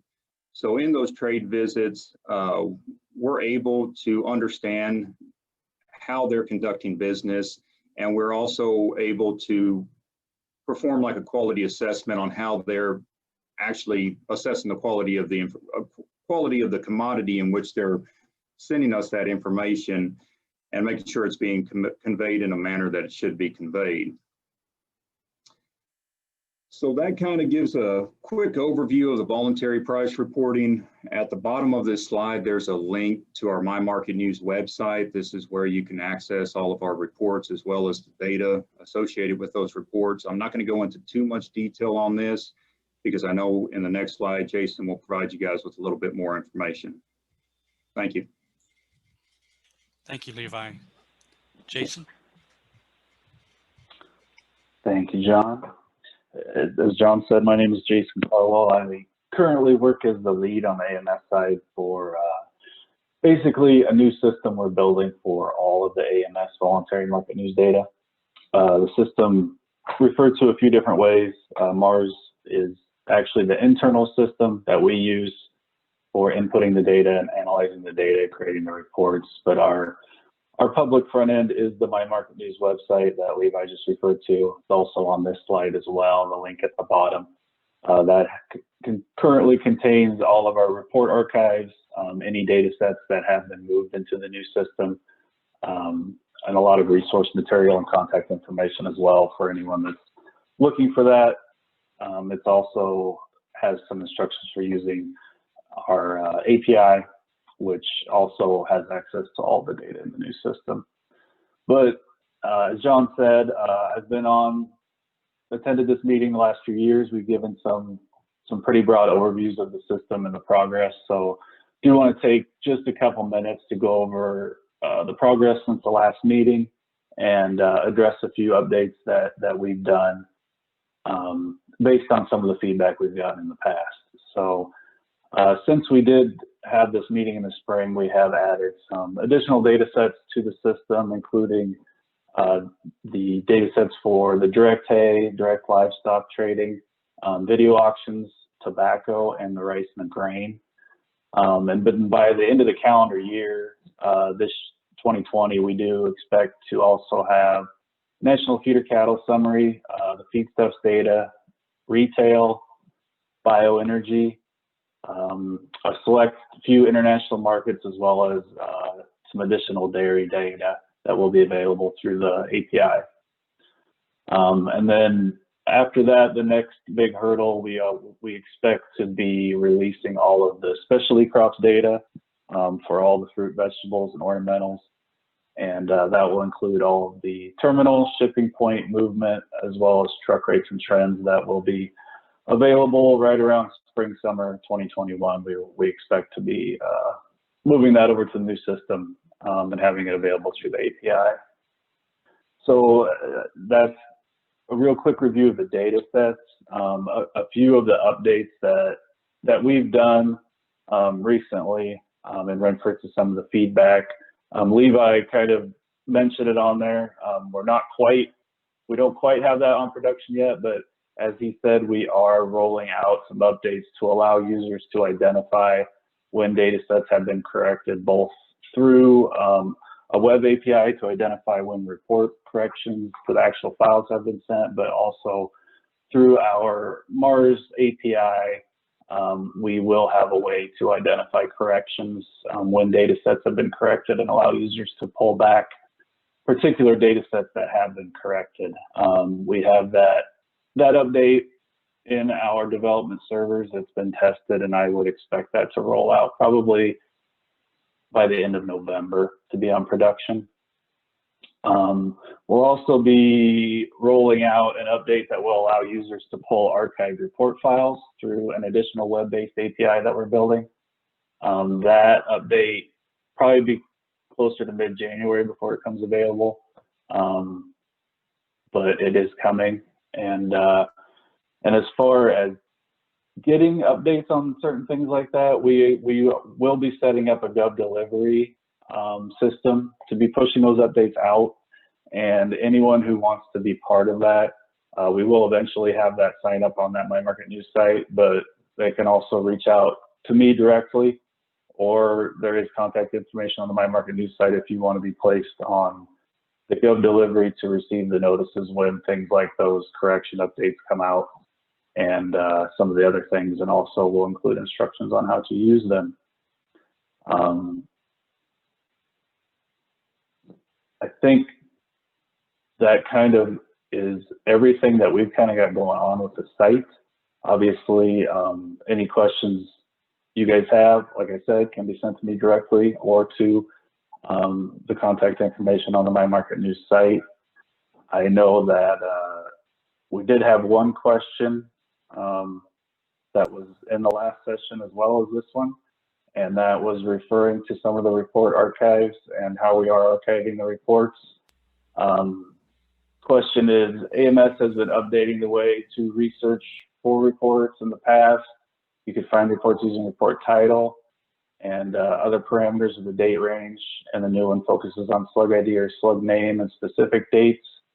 And there is limited data available on MyMarketNews currently, and they're asking how they can get report files older than 3 years. So currently we are still in the process of moving the archived reports to the MyMarketNews site. We did have an issue with some of the metadata with those reports, and we had to stop and reassess how we were doing that. We are back to loading them. Some reports are completed and others are in process, but we plan to have 5 years worth of report archives available on MyMarketNews by the end of the calendar year. And there are some different ways to get that data. As I just mentioned, there will eventually be a web API to actually pull those files down. We also have specific report landing pages where those files can be found, but if there are currently reports that people are needing, we do have the ability to get those for you through the same contact information, contacting me directly or through the contact information on MyMarketNews. And if there's issues with searching for reports or trying to figure out, what IDs reports have been changed to, there are resources on the MyMarketNews page, or again, we are available. Definitely, we could help with any questions related to that. So I think that's pretty much all I have, John. Thank you, Jason. One thing I wanted to circle back on is the LMR is also introducing the corrections change to their API as well, and that'll be out in about mid-December. So know that both systems will be offering a multitude of attributes on the API where you can call corrections. So we thank you for that feedback, and that we've reacted to that. I don't see any other questions in the Q&A or the chat. Mike, do you have anything you want to add? Well, I can stall for a little bit and maybe stir some questions, but I guess one of the reasons we chose this topic today was nobody likes to make mistakes. Nobody likes it when it happens, but they happen. And we have had, across all of our commodity areas, not just livestock, dairy, cotton, specialty crops, we all have had instances where either we misentered some information through fat finger, or, a cooperator, read us the wrong price, or reported something under the wrong purchase type. There's just so many opportunities for errors to happen. I think the instance of errors, given the volume of data we handle, is pretty low. I think it's very low. However, it's still, when it happens, it has an impact. And so we just really wanted to walk through for you all and explain that. We have had, I guess when we make corrections to reports, if it is something, if we discover an error a month late, we're typically not going to issue a correction. We'll try to correct the data in the database to move forward. But if it's something still current and we haven't released the next report yet, those are the ones that we will try to issue a correction for and make sure it's right with the world. One other kind of a sideline topic with this is I'll talk about here are late reports. We have this particularly with more evident with like LMR, livestock mandatory reporting reports, because those are, the data is due into our system by a certain time, and we're due to, issue a report, within an hour. And as you know, sometimes at those times will drag on. It might be, 15 minutes, or it might be several hours, or even the next day. What we encounter there, and we have asked, stakeholders, like when we've held the LMR stakeholder meetings, where would you like us to be? If we find that, a company is having an issue getting their data to us because they're having some sort of a network issue, which everybody in this meeting has had network issues sometime in their life. They happen. When those happen, what would you like us to do? Would you like us to issue a report, and then when we get their data, issue a corrected report, or wait? And they resoundingly have told us, wait till you have everybody in, so we aren't having to recorrect pricing, because there's, all these companies are waiting for our reports to come out, and that sets off a cascade of people starting pricing for product and for livestock. And it is quite undertaking for them to go back and correct everything once we issue a correction, but we know they happen. So I just wanted to say that was one of the reasons why we often will wait for reports. Sometimes it's our end where we have everybody's data and we have a network issue publishing information. We don't necessarily notice it so much on the voluntary side, because typically with an auction market, the report is issued when the auction is over, and some of those auctions will go and they might be 3 hours or they might be 12 hours. So some of those things we have a lot more larger window to work with. But typically for auction reporting, if it doesn't go out the day of the auction, if some reporter out there is having some sort of network issue because they're at a sale barn with poor internet, we'll get those things posted by the next day. So we really try to make sure we get that information out there. So thankfully, we do have a question that popped in. I'll take the opportunity to read it here. Is there an easier way to search for reports on Mars? Now, you either have to search by the slug or through the plethora of menu items. There does not seem to be a plain text Google Boolean search for reports/commodity terms. Is that possible for Mars? A common complaint of Mars from people I work with is that it's very difficult to find the information. Thank you. Jason, I'm going to turn that one over to you. No, that's fine. I guess I'm not quite sure if you're looking for the actual data from the reports or the reports themselves. I mean, there's several ways to get either one. And that was kind of what we're referring to. The first question is how easier way to search for reports on Mars? Well, the My Market News site is basically where the report archives are. The AMS site is still where the current report is housed. So that would be my first suggestion if you're looking for the most recent edition. If you're looking for archives, that was part of what I was referring to earlier, that we are still finishing that piece up, and there will be a web API available that is specifically for searching and pulling down the report files.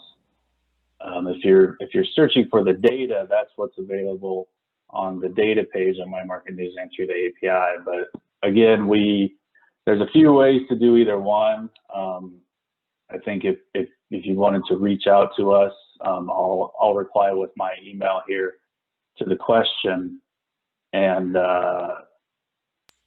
we can walk through that. The data is by report. I don't know if that's maybe where the confusion lies, but we're definitely available to help or try to make that a little easier. Again, we haven't really got that. There's a few questions popping up as I'm talking here. Because it's recorded, we should read the question. Yeah, agreed. The second one was agree, very hard to find by keyword. There are different filters for the data itself. I'm not sure, again, if it's the data or the reports you're looking for, but there are ways to drill into that, but it is specific. Again, we can walk anyone through that. And the third question that popped up, is there an index to find a slug by old report title? There are resources. There's several files on My Market News set up with that exact information of the reports, their old slug and new ones if they've changed. and that's on the resources page on My Market News. And that's an attempt to answer that exact question there for the dairy and the livestock that are on there that have changed. So under the My Market News homepage, there's a link on the home and it says General Resources. Under General Resources, there is a spreadsheet that we do our darndest to keep up to date with legacy slug numbers to new slug numbers. And then going back to the search engine, on the file repository search, the report title input box, that accepts partial keywords. So if you just know the word Kentucky or cattle, if you just do a partial word, it will work, but we are seeking to improve the flexibility of that to be more Google friendly. And one thing to remember is in April, May, we did discontinue a lot of the old text reports on LMR. So a lot of those reports completely changed, which is where a lot of people get hung up on searching for some of those. But we do have those changes in those Excel files that John just described as well. So Mike, we're down to the last 5 minutes here. We got one question that came in through chat. I'll read it real fast. Mandatory programs seem to have achieved their goal. Any thoughts on whether or not mandatory programs should be extended to other commodities, i.e. specialty crops? Well, that's a good question. I think it's more of it would be an industry driven initiative, an industry ask if that industry wanted to do that. I don't see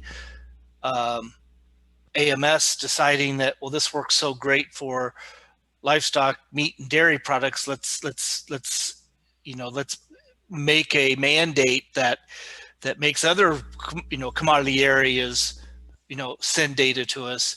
I think that would have to come from the stakeholders for that. The next question there is more of information. John Fiera from Cornell Mann Library does provide that we archive our reports, AMS reports at Mann Library, and so there is a Boolean search there for past reports. Lori Cashman has provided the web link to the resources page on My Market News, and as well as the site also includes old and new slug numbers as when they were provided. So that was at Mann Library, they are tracking both of those as well. So with that, I think we're about done here. John, you need to close her out. I just wanted to say thank you, everybody, for joining. We had a really good attendance. We will be emailing out an evaluation form link tomorrow from Zoom. We would really like to hear some feedback. We welcome your comments and suggestions for improvements, and we wanted to say thanks for attending, and we look forward to hearing from you again. Thank you. And any questions that we didn't get to, we will respond to with written answers. So. Yep. One just came in there. Well, Ashley, we will respond offline with that one to you. We probably have time. Okay, I'll read it real quick. Very difficult to find by keyword because the words have to be in exact order of title. For example, I can type livestock slaughter and get reports back, but when I type slaughter livestock, I get no results at all. Yes, it is finicky, but we are working on enhancing that flexibility. My recommendation, I think Jason would say the same, is keep it simple. Just do one word. And if once you learn and find the report, then you always can just use the slug number. But we hear your feedback and we are working to address it. I assure you that. So with that, I think we will stop sharing and wrap this up, right? Anything, anybody else have a last minute? No? I just want to say thank you for everybody for participating in our breakout. I hope you found it helpful. And like John said, please do the survey or reach out to any of us directly with any follow-on questions, and we'll be sure to get those answered. And I appreciate your time today. Thank you. Thank you.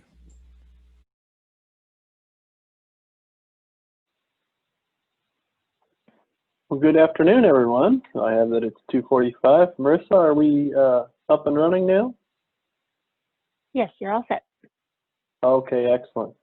Well, this session, you know you're in the right place if you're interested in using satellite data at the National Agricultural Statistics Service. We have a couple of speakers today. We have Mr. Rick Mueller and also Lance Honig, Chief of the Crops Branch. Rick is in charge of our team that does the geospatial work here at NASS. So our session today is want to know more about how NASS puts together satellite information and how it's used in forecasting crops. Join us to learn more about procedures, forecasting, and other information. So that's going to be the topic today. And I think our first speaker is going to be Rick. So Rick, I'll turn it over to you and let you get going. I think it's Lance. Oh, is Lance first? What do you think it's Rick? It's you, Rick. Got it.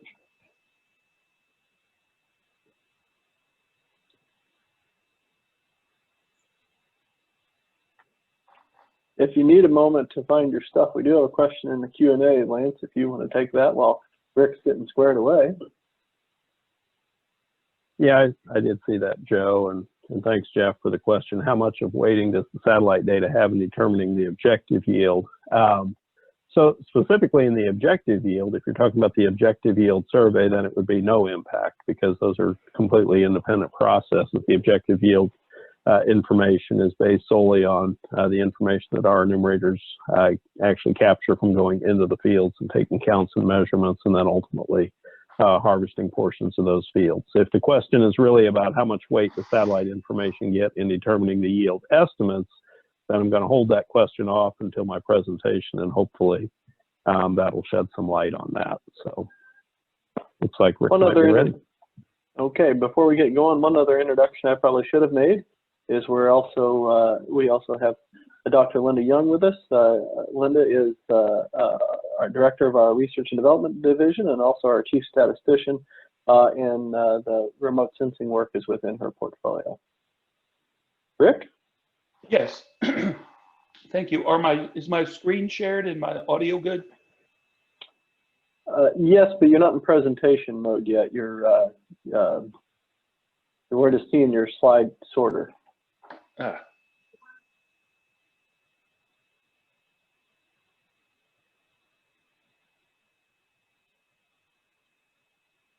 That?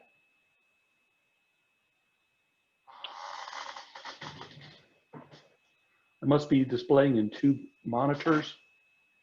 Yep. Well, I'm going to close this to.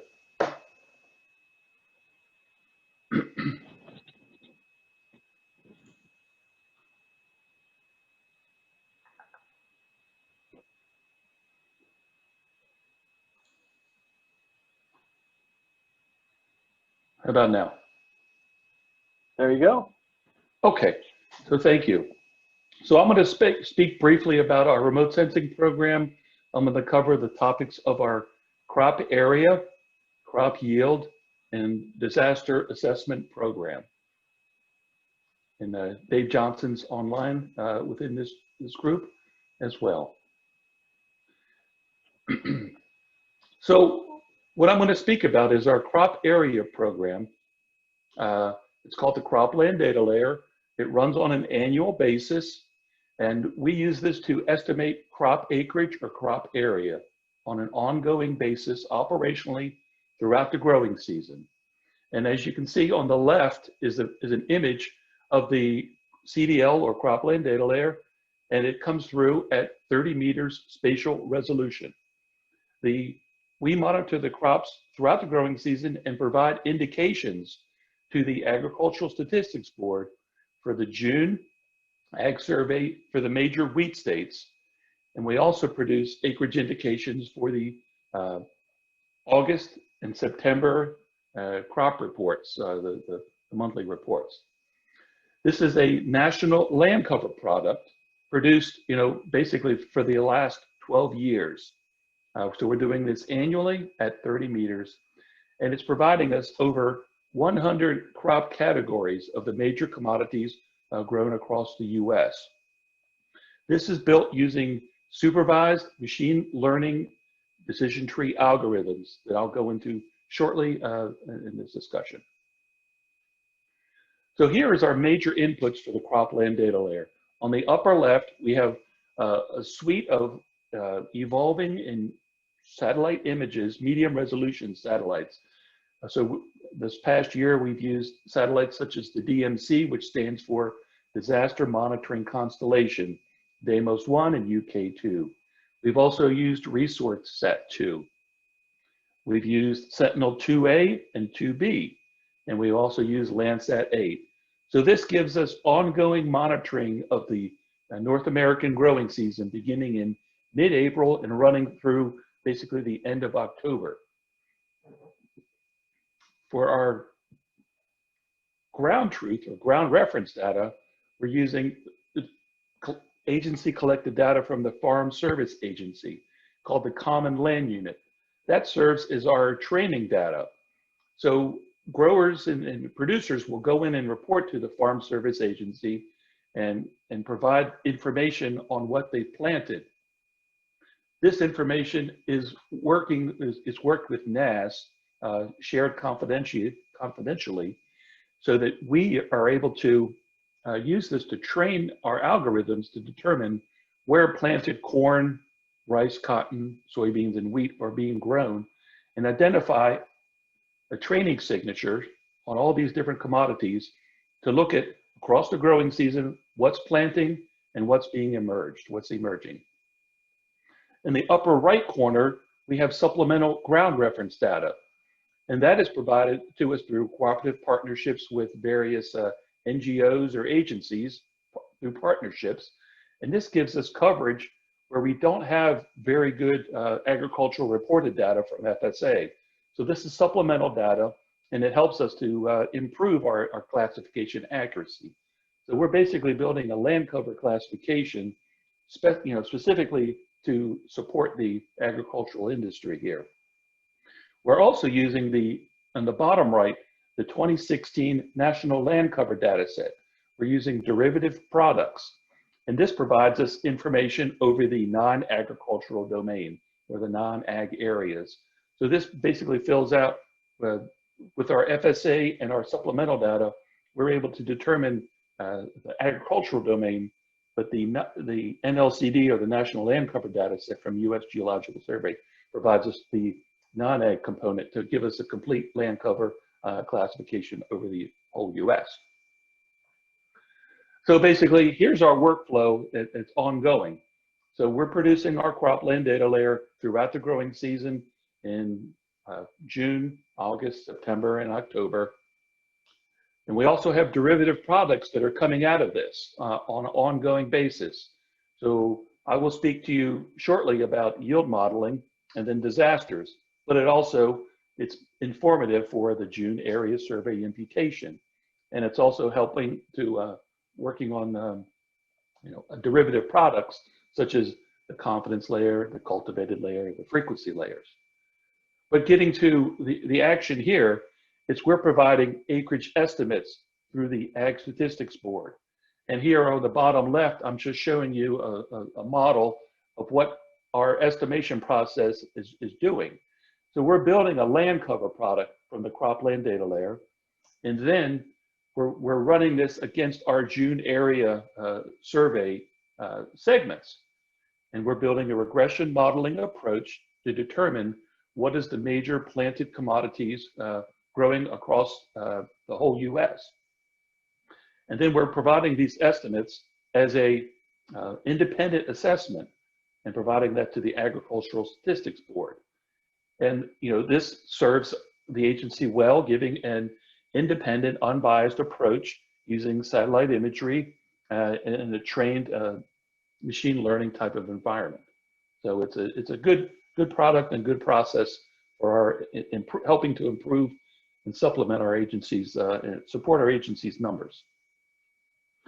And then on the back end, when all the markets have settled and the estimates have all been released, we're releasing this to the public via Cropscape or the NRCS Geospatial Data Gateway or within our NASS website as well.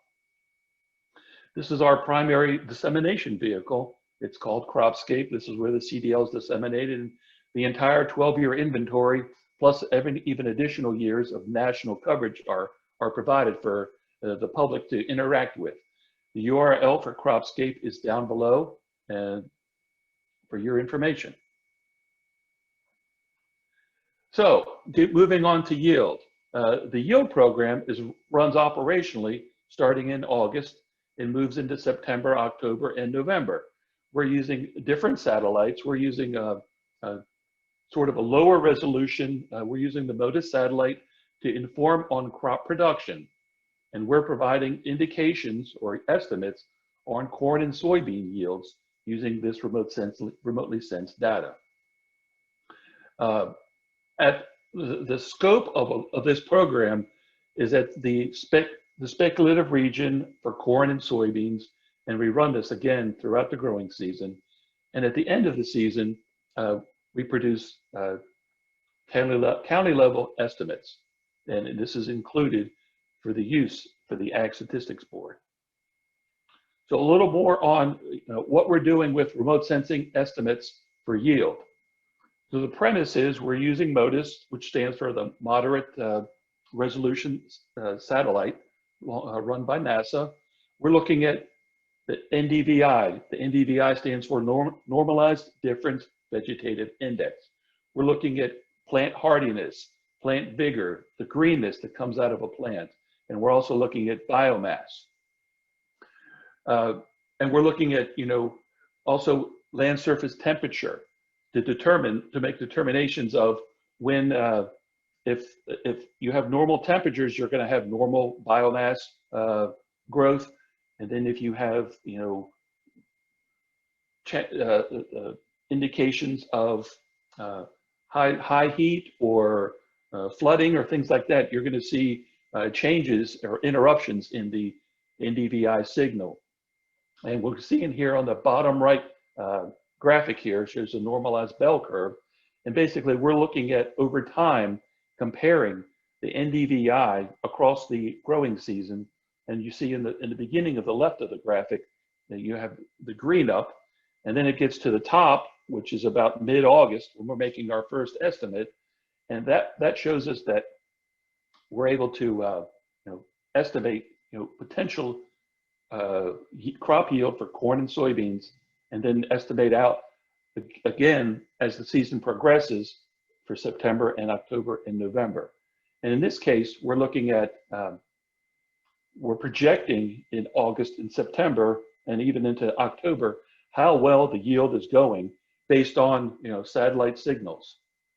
And we're basically constructing a time series model looking at the biomass and the temperature estimates throughout the season. We're constructing empirically based prediction models and looking at historical imagery, and we've modeled this up against county level yield estimates or yield statistics. And then we're integrating under the curve throughout the growing season. And to help us determine where the corn and the soybeans are to get the correct signal, we're using the cropland data layer to help us identify what's been growing and where, and what the signal looks like for those individual commodities. In the upper right graphic, it's showing corn, the amount of biomass, the potential yield.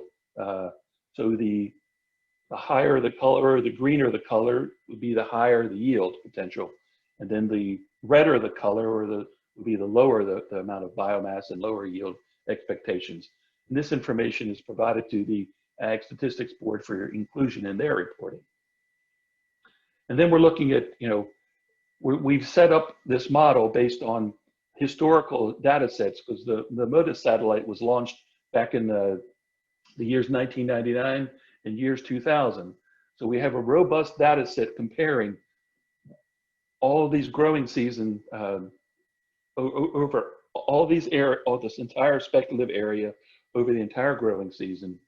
And then we're publishing these estimates to the NASS Ag Statistics Board. And we're looking at these relationships, and the correspondence is strong enough to build yield models from that. what we do not do is we do not release any of these yield estimates to the public. This is all held confidentially and internally within the organization. And basically, here is an example of looking at the different years, and this is for a coordinate model. And we're looking at, the startup time in, April, May, and then you have the bell curve. This is the satellite Terra Modis, and this is the 8-day composites across the U.S. And these are the different years on the diagram here. And we're showing the green up, and then the peak canopy, the peak greenness, and then the senescence that follows. And we're basically going through and modeling based on the thresholding the optimal value. And then we're also looking at the area under the curve, relating it to the past years, and determining and deriving our crop yield number that we're supplying to the board. So this is kind of another reason why remote sensing is so valuable to the, to NASS and the Ag Statistics Board, is has been in these last few years a lot of disasters. And I want to give credit to NOAA for this slide. This is not my slide or a NASS slide. This is a NOAA slide, but it's showing us basically there was 18 separate billion-dollar disasters across the U.S. this past year.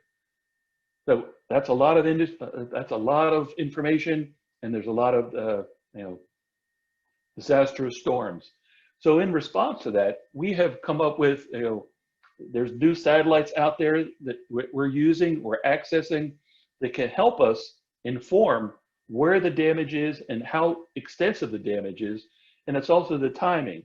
In the upper left image is the Iowa derecho that went through on August the 10th. Now we've identified the wind severity areas, and then we can dig in and look at how much area was impacted by 60 to 79, 80 and above, and over 100-mile-per-hour winds. And we know that there was a lot of damage at that time in these areas. In the upper right, we're looking at Hurricane Laura. There was an assessment done. We did this with the new satellite that was launched in 2015. It's the Sentinel-1A and Sentinel-1B satellite. It's a radar satellite that looks at inundation, on how much water has been pushed onto the ground from the flooding from these hurricanes that the hurricane dropped on the states. The bottom left area is looking at Washington state wildfires. So we're looking at, we're getting determinations from different agencies on where's the burned area. And then we're overlaying that onto our cropland data layer, and then looking at intersecting where was the damage and potentially what crops were impacted if they're still on the ground. The bottom right, we're looking at Hurricane Delta, which is just recently, earlier this month, came through. And we were able to produce a wind swath map showing at that time, the severity and the speed of the velocity of these winds, sustained winds, and to make determinations of how much crop area, how much area was impacted by this particular storm. And that's all I have for that. Okay. All right, thank you, Rick. And in the interest of time, I'm going to just jump in here and run through my presentation quick as well, and we'll field any questions at the end. Let's get this window up here. There we go. I am going to move pretty quickly through my slides because these breakout sessions are fairly short. I've got a lot of information I want to talk about. Rick did a great job of letting you folks all know kind of how we come up with the satellite information and indications that we have. And what I want to do is just share a little bit of information about how we incorporate that into our estimates that we publish on an ongoing basis. Now, real quickly, what I'm going to do is, first off, I'm going to open by giving you a short answer about how we use satellite information in our crop estimates. But then I'll turn around and dig a little deeper and give you some more background. We'll talk about what it actually is useful for us. Then I'm going to spend most of my time talking about what I label as the hierarchy of indications. In other words, I'm going to talk a little bit about how we evaluate all the different indications that we have and determine how to utilize each of them. And I'll wrap things up by kind of giving you some of the high points of how I see the satellite data being useful for us in crop estimation. And so, you know, the short answer, as I promised, is that, and I've used this term a lot, for crop estimations, I view satellite data as what I would call supplementary to the survey and administrative data that we have.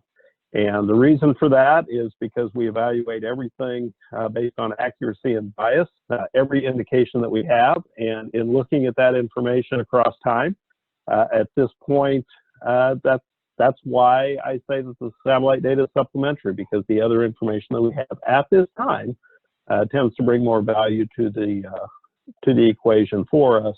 And in some cases, it's just a timing issue. And I'll touch on that in just a little bit, particularly with the acreage side of things. And when we talk about, you know, these satellite indications, there's really two components where it's useful for us at all, and that's really on planted acreage and yield.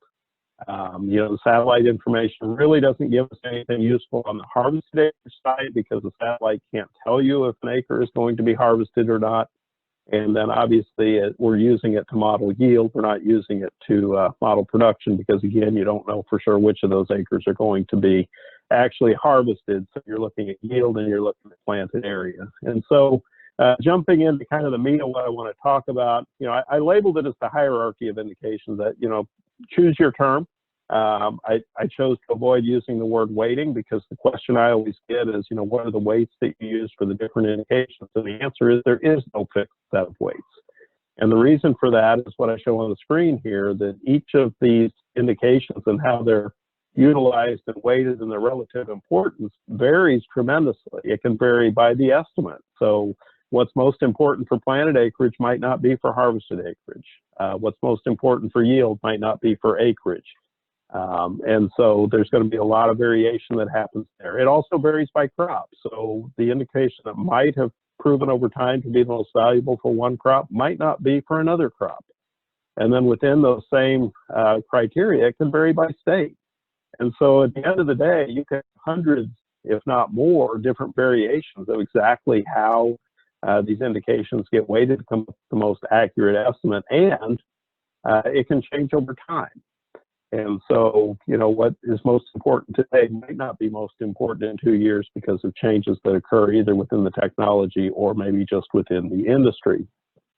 And so when I say every indication is evaluated, this is what I'm talking about, is we look at them over time and we compare every indication that we have against the final estimates year after year to determine how accurate they are and how close they are directly to the final estimate, because that's what it's all about. It's about finding the right combination of indications that we have to most accurately predict or estimate or forecast, whatever term you want to use, what that final estimate is going to be. And so we will line up every indication against those final estimates year after year, state by state, crop by crop, item by item, and we'll look at what the performance is. In this case, I kind of labeled it the percent difference. And so as an example, in this sample here, you can see that this particular indication, it's fictitious, but this particular indication is, 8 to 9% away from the final estimate, but it's very consistent.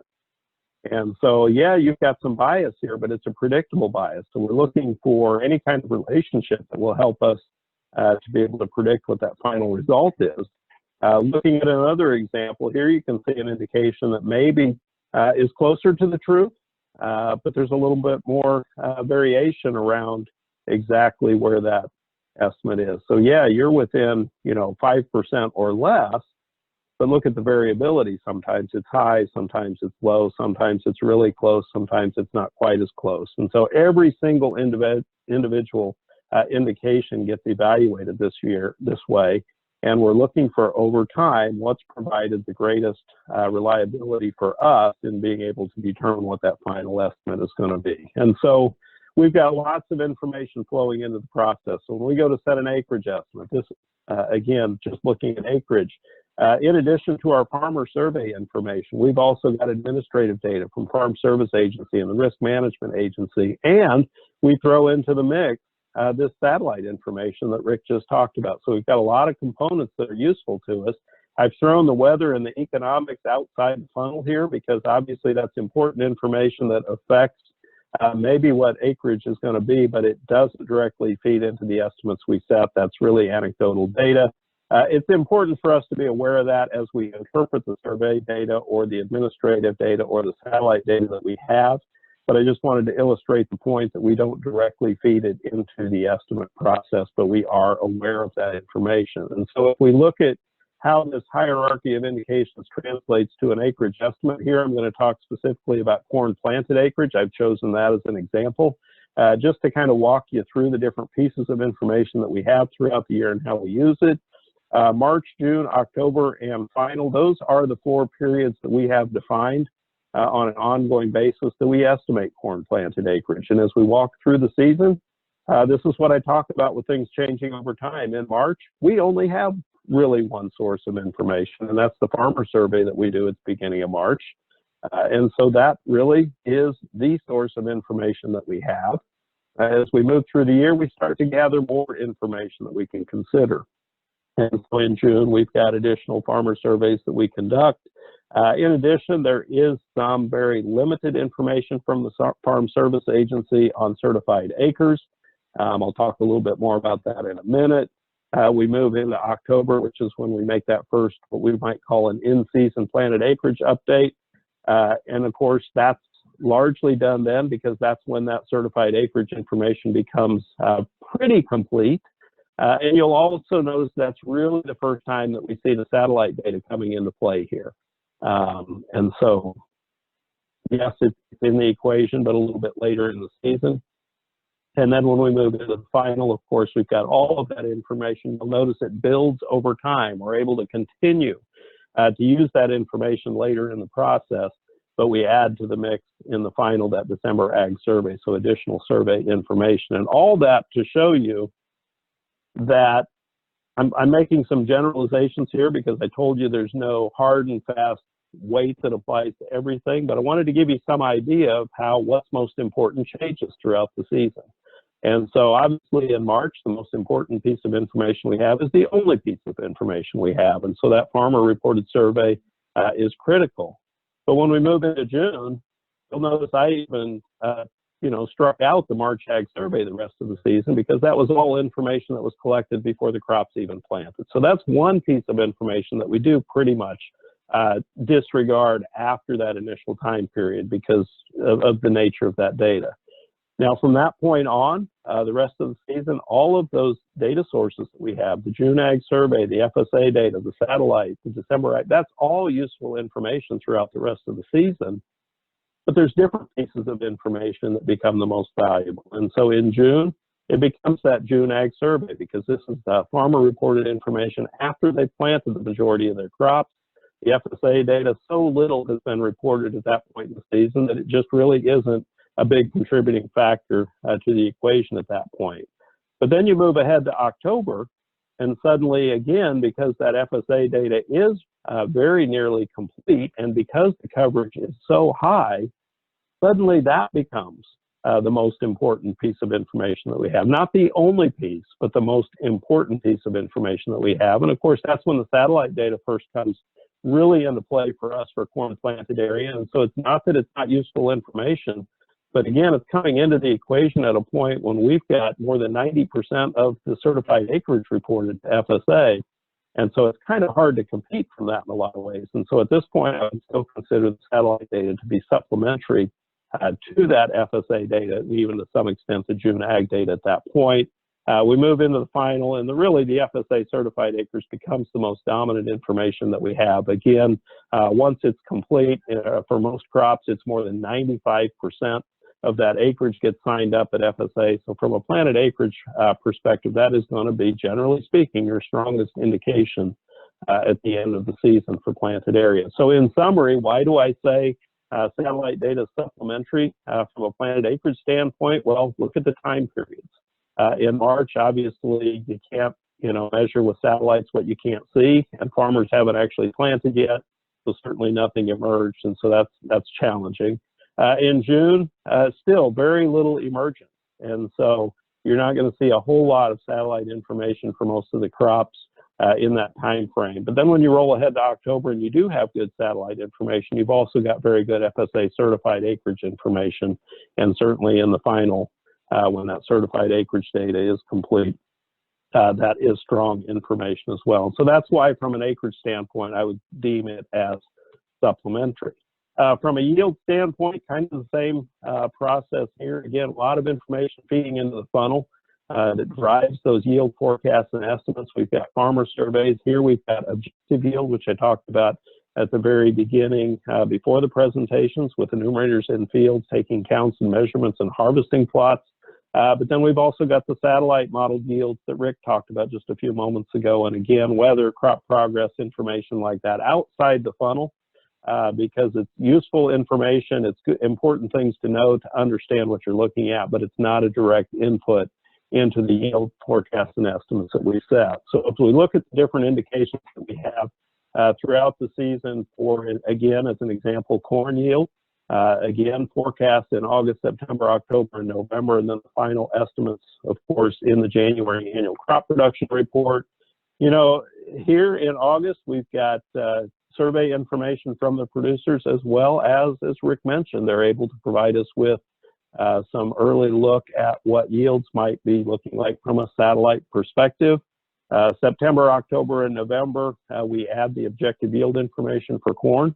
And so we've really got three sources of data feeding into the equation. And then at the end of the year, we wrap things up with our December ag survey, surveying about 80,000 farmers after harvest, asking them to report to us exactly what their final yields were for the season. So strong information there. And so just to kind of, again, give you a quick look at, based on all the analysis that we've done with the indications historically, what we generally consider those strongest indications. In August, it's really the farmer reported yields that probably weigh out the heaviest. The satellite information is certainly helpful, but if you're looking to know what the strongest indication is, it's the farmer reported survey information that we get. September, October, and November, it's a combination between the farmer reported yields and the objective yield work that we get. That data very useful to utilize together.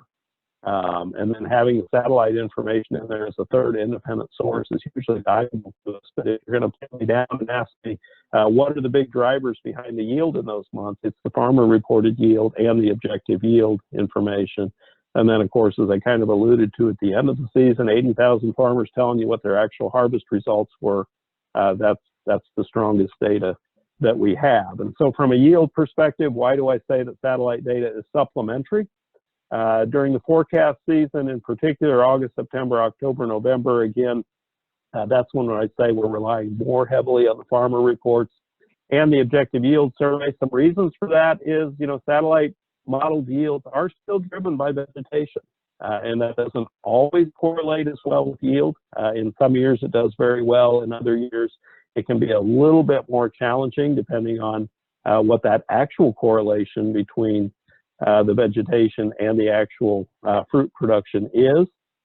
Some other challenges that maybe aren't quite as big a deal as that would be, you know, as I mentioned earlier on, the satellites can't necessarily distinguish between acres that are going to be harvested and those that aren't. And so as you're looking at modeling yields for those crops, you're really factoring all the acres in, whether they're going to be harvested or not. And then specifically when you're talking about corn, you can't necessarily tell the difference between a field that's going to be harvested for grain and a field that's going to be harvested for silage. So there can be a little noise in there as well. And regardless of any of those factors, when you get to the end of the season, it's hard to argue with 80,000 farmers telling you what their actual yields are for the year. So very useful information, but not necessarily the most important source that we have. And so I wanted to wrap things up on a more positive note when it comes to satellites, and kind of let you know what I see as some of the greatest value that we get from the satellite information. First of all, it provides us an independent indication to help us interpret the survey and administrative data that we have. And so what I mean by that is, just as an example, let's talk any given forecast month during the season. You know, I mentioned the strength is in our farmer reported yields and our objective yield, but, you know, sometimes they don't point to exactly the same number. And so in situations like that, it is hugely valuable to be able to have this third independent source of information that helps us to interpret exactly what we might need to learn from the other information that we have as well. Another great use for the satellite information is it helps us tremendously in identifying and determining the magnitude of some of these major weather events that happen. You know, Rick talked about the derecho in Iowa in particular earlier this year. You know, when something like that happens, there's a lot of information floating around in the media about exactly how widespread it is, what kind of impact it might have. And this is a great tool to help us evaluate exactly how big of an area are we talking about. You know, in this case, using some of the wind speed information to determine, okay, so you've seen how big the area is, but how big is the area that's most severely impacted and things of that nature. So that is tremendous information that we can use to supplement the other data that we have. And then another use that a lot of times I think we don't think about is the fact that it can inform in these unscheduled times, right? And so I think about last season in particular. I just showed you for planted area that our normal schedule says we publish planted area for corn in March, June, October, and in the final. But last year, due to late plantings, we needed to add an estimating period in there in August to get an update on what was actually planted. And although we did do some resurvey work, which was certainly hugely valuable in interpreting what was actually planted compared to what was reported in June, having that satellite information available before we had certified acreage information was a tremendous benefit for us. And so that's not the only time we ever have seen a need to do something a little bit off schedule or out of the ordinary. And satellite data was tremendously valuable to us then, and it has been in other instances, and I assume it will be in many cases in the future as well. So anyway, so I moved very quickly through that. Like I said, time is pretty short in these breakout sessions, so I didn't go into a tremendous amount of detail, but hopefully gave you a little bit of a flavor for how we incorporate that data into the process and what its relative importance is on a month-by-month or estimate-by-estimate basis. And just as I did in the last breakout session, I always like to remind folks that anytime you've got questions about these reports, you can always join me on Twitter at 1 o'clock Eastern time after the major crop-related reports, just as you can on November 10th after the next crop production report. And I'll be happy to answer any questions that you have specifically about the report that we published, or really any question that you might have. So with that said, it looks like we've got a few minutes to answer some questions. So I'm going to stop sharing my screen here so that I can actually pop that window up and read the questions. I'm going to work through the Q&A questions first here real quick. Question about whether or not the PowerPoint presentations will be made available, and they will be. I think our intent is to actually attach them to the end of the transcript once we post that. So yes, the answer is the PowerPoint presentations will be provided after the fact. Next question from Bill Lapp. As I understand it, corn crop estimates are published based upon an equivalent moisture level around 15%. Everybody knows that if the crop is high moisture, we adjust down, but the question is, in a year like this, when there's issues about dry crop, do we adjust up? And here specifically, we would be talking about the objective yield survey, and the answer is yes. The way the math works in the models for the objective yield, everything gets adjusted to that standard moisture level, whether it needs to be adjusted up or down, that is factored in. And so from that perspective, the answer is yes. The next question, how many years of data do you use for your remote sensing crop yield models? I guess here the question would be, are you referring to internally the work that Rick and his staff does? How many years do they use? If so, I'll let Rick answer that. Whether it's satellite information or any other indication on our side of the house, we tend to look at 5, 10, and even in some cases 15 years of data as we evaluate all the indications. So Rick, do you want to take a stab at that from your perspective? Yeah, when we're building the model, we're going to use, as we're developing this, we're going back, drilling into time back into 2006, 2007 for the actual model of that year, we're just using the data collected for that growing season, beginning in April and running through till August, September, October reporting periods. Yeah, and then so as I mentioned, we take all of those indications they provide to us and we evaluate them over time. And so we've got a number of years available to us. Off the top of my head, I don't remember exactly how many years we have with the current yield model, but it's quite a few. And so we do have a good history that we can draw upon for performance. Next question, actually the next couple I think are for you, Rick. For the current growing season, how do you determine which MODIS pixels to include as a corn pixel? So I don't know if we're able to get Dave Johnson's audio going here or no, but that's his specialty, determining the thresholding.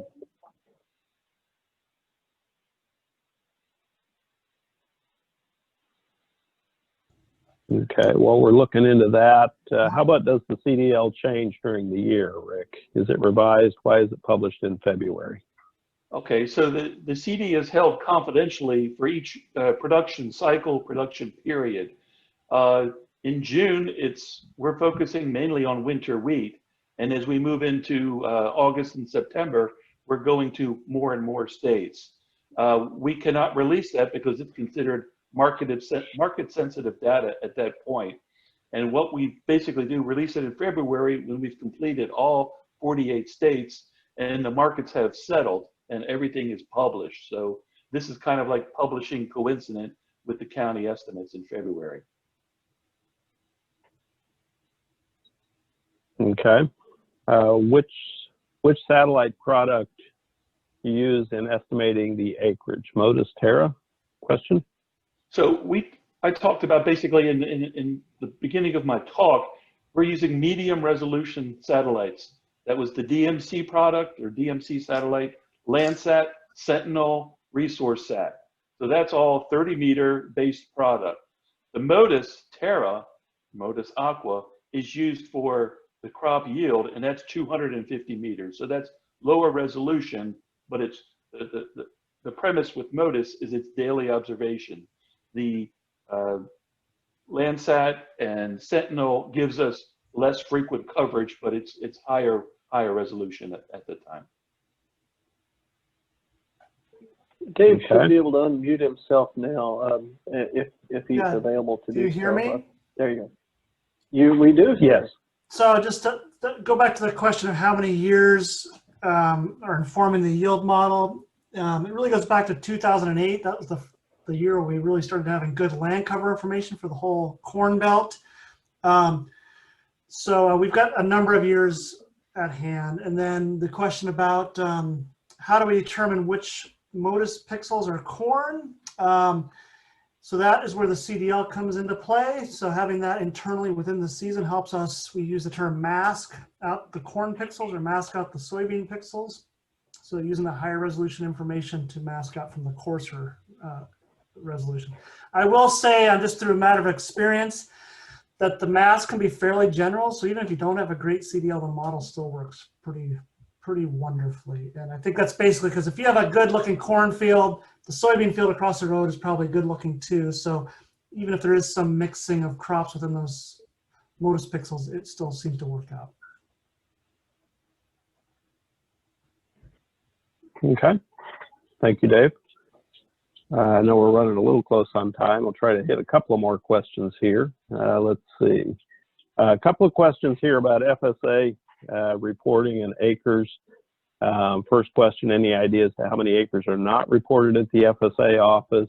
That does vary by crop and by state. As I kind of mentioned earlier, in general, we kind of will say more than 95%. For some crops, it can be 98%, maybe even more.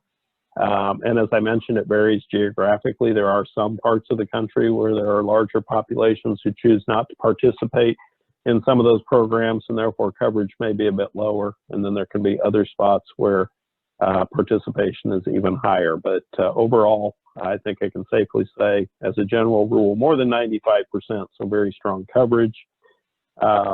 Second question about the FSA acreage has to do with timing. question about shouldn't that data be available by mid-July because of the reporting dates.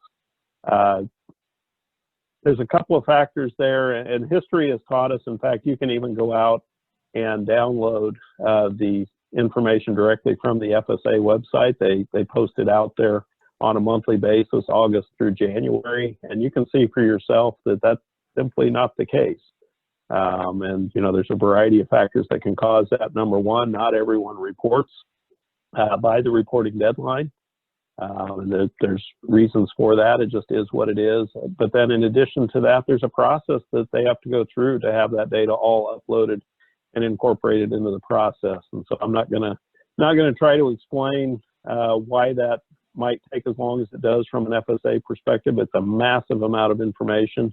But the bottom line is the data itself just reveals that, you know, on a reporting basis, it isn't really that complete until about early October.